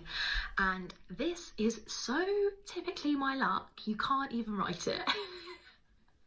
So I booked to go speed dating as like a hybrid between the dating apps and meeting someone in person. So I booked to go to it in my city on the 21st of March, okay? So the day before, Wednesday the 20th, I get a text message from the company saying, we've had some cancellations for the event, we no longer have enough people to run it, we're going to have to postpone the event to May. And it was like the 22nd or something of May. I'm like, that's an entire 2 months from this event. It's so it's like, even though I'm trying to do this more organic approach, the universe is just like, no, honey, not for you. It's not your time yet. The universe is just like, no, honey, not for you. It's not your time yet. It's just such my luck. Okay, so I found out that you actually have to go outside to like meet people, right? So, Baby, you got your whole tits out. me being the spontaneous person that I am, I signed up for this like random like speed dating thing on the south side of Chicago. It was like a masquerade party, right? So I get in this thinking like, yeah, what is that? And ain't no it's just maybe like 2, and then like my uncle's age, and there's nothing but women here. And I'm just like, God damn it! How do you meet men in Chicago? Like all I do is go to the gym and work out, and that's it. You're a liar! And travel here and there, but like it's so hard to like meet men, and like this is why I told myself I would never go to one of these events because I feel like there's just gonna be only women here. The truth is, Good Lord, do we notice something, chat? It's just the same complaint between every single woman. Every woman is complaining about there's no men, there's no this, there's no that. White guy on here, and he's running like a speed dating cornhole league, and watching his journey to discovering that speed dating and dating events in general are such an unbelievable waste of time is insane. It's like the count is silly pickles, and I don't know if the events that this guy is doing was always targeted towards dating or not, but now he's doing like speed dating, and I've been seeing his journey right over the last like few months, and his absolute frustration with the fact that no matter what he does, he can't seem to get any single men. Like when the Dude, single guys don't want to go to these events, dude. They just don't. Chat, put a 1 in the chat if you agree. Single guys don't go to these events. They can't stand them. It's a big waste of time for them. All the women want the same things. They all want to be approached, and then men have to go and approach them, and then they get rejected by these women. They get clowned by these women. It's why would men want to go to something where they openly get rejected? That's just not.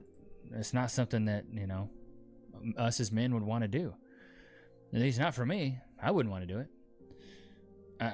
There's no way I would want to go to even when I was single, I didn't want to go to a singles event. I wasn't like, you know what? Let me go to a freaking singles event to try to meet chicks. I was on the apps, bro. I was on the apps. I would try to meet people organically outside. I would try to meet people through friends. But luckily I met Cass at a time where I was like out and about, and she was out and about, and we met at a club that I was playing at. She was there with her brother. It was on South Congress Street. It was a Continental Club. I was playing in a blues funkin' soul band, and then after I hopped off stage, I was like, wow, this woman's beautiful, so I went and approached her. But that, you know, those days are kind of, it's kind of tough. Now, would it have been as easy for me to approach her if I wasn't on stage playing? It's really easy to be one of the 4 band members on stage when there's 150 people watching you, and then you get off a stage and you approach somebody. More than likely, they're going to want to talk to you because there's a sense of allure to it. Like, wow, this guy's in the middle of Austin playing on stage. There's 150 people. Like, who is this guy? Like, people are interested in you just because you play in a band. So yeah, was it easier for me? Yeah.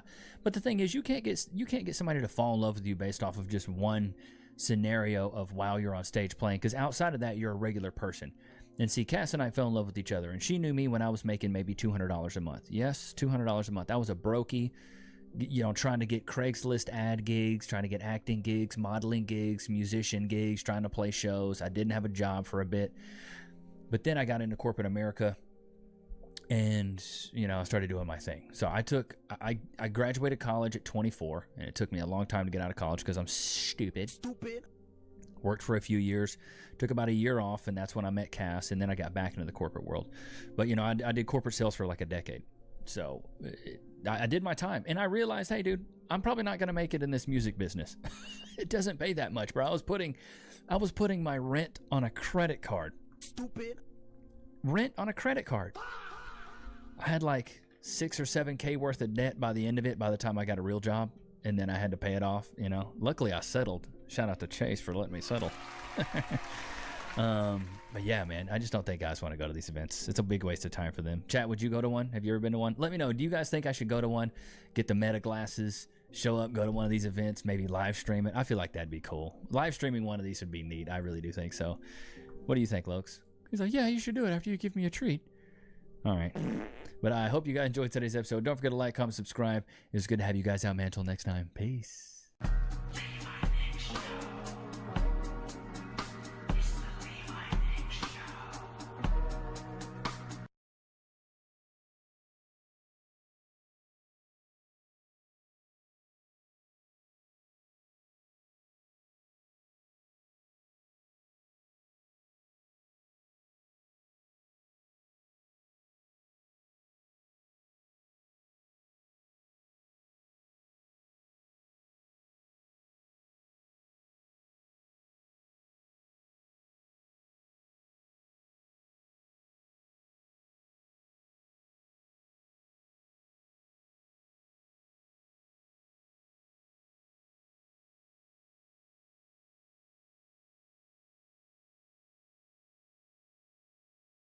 Minnesota. I don't think anybody is enabling fraud to happen. Hold Governor Walz accountable for this. What was this money spent on? 1.26 million. What was that money spent on? There aren't any kids. Answer the question. Are there children? There's no children inside this building. Potentially the largest fraud scandal in U.S. history is taking place in Minnesota, as literally billions of dollars have been funneled through Somali-ran fraudulent businesses. So much fraud, it could actually almost replace the entire GDP of Somalia.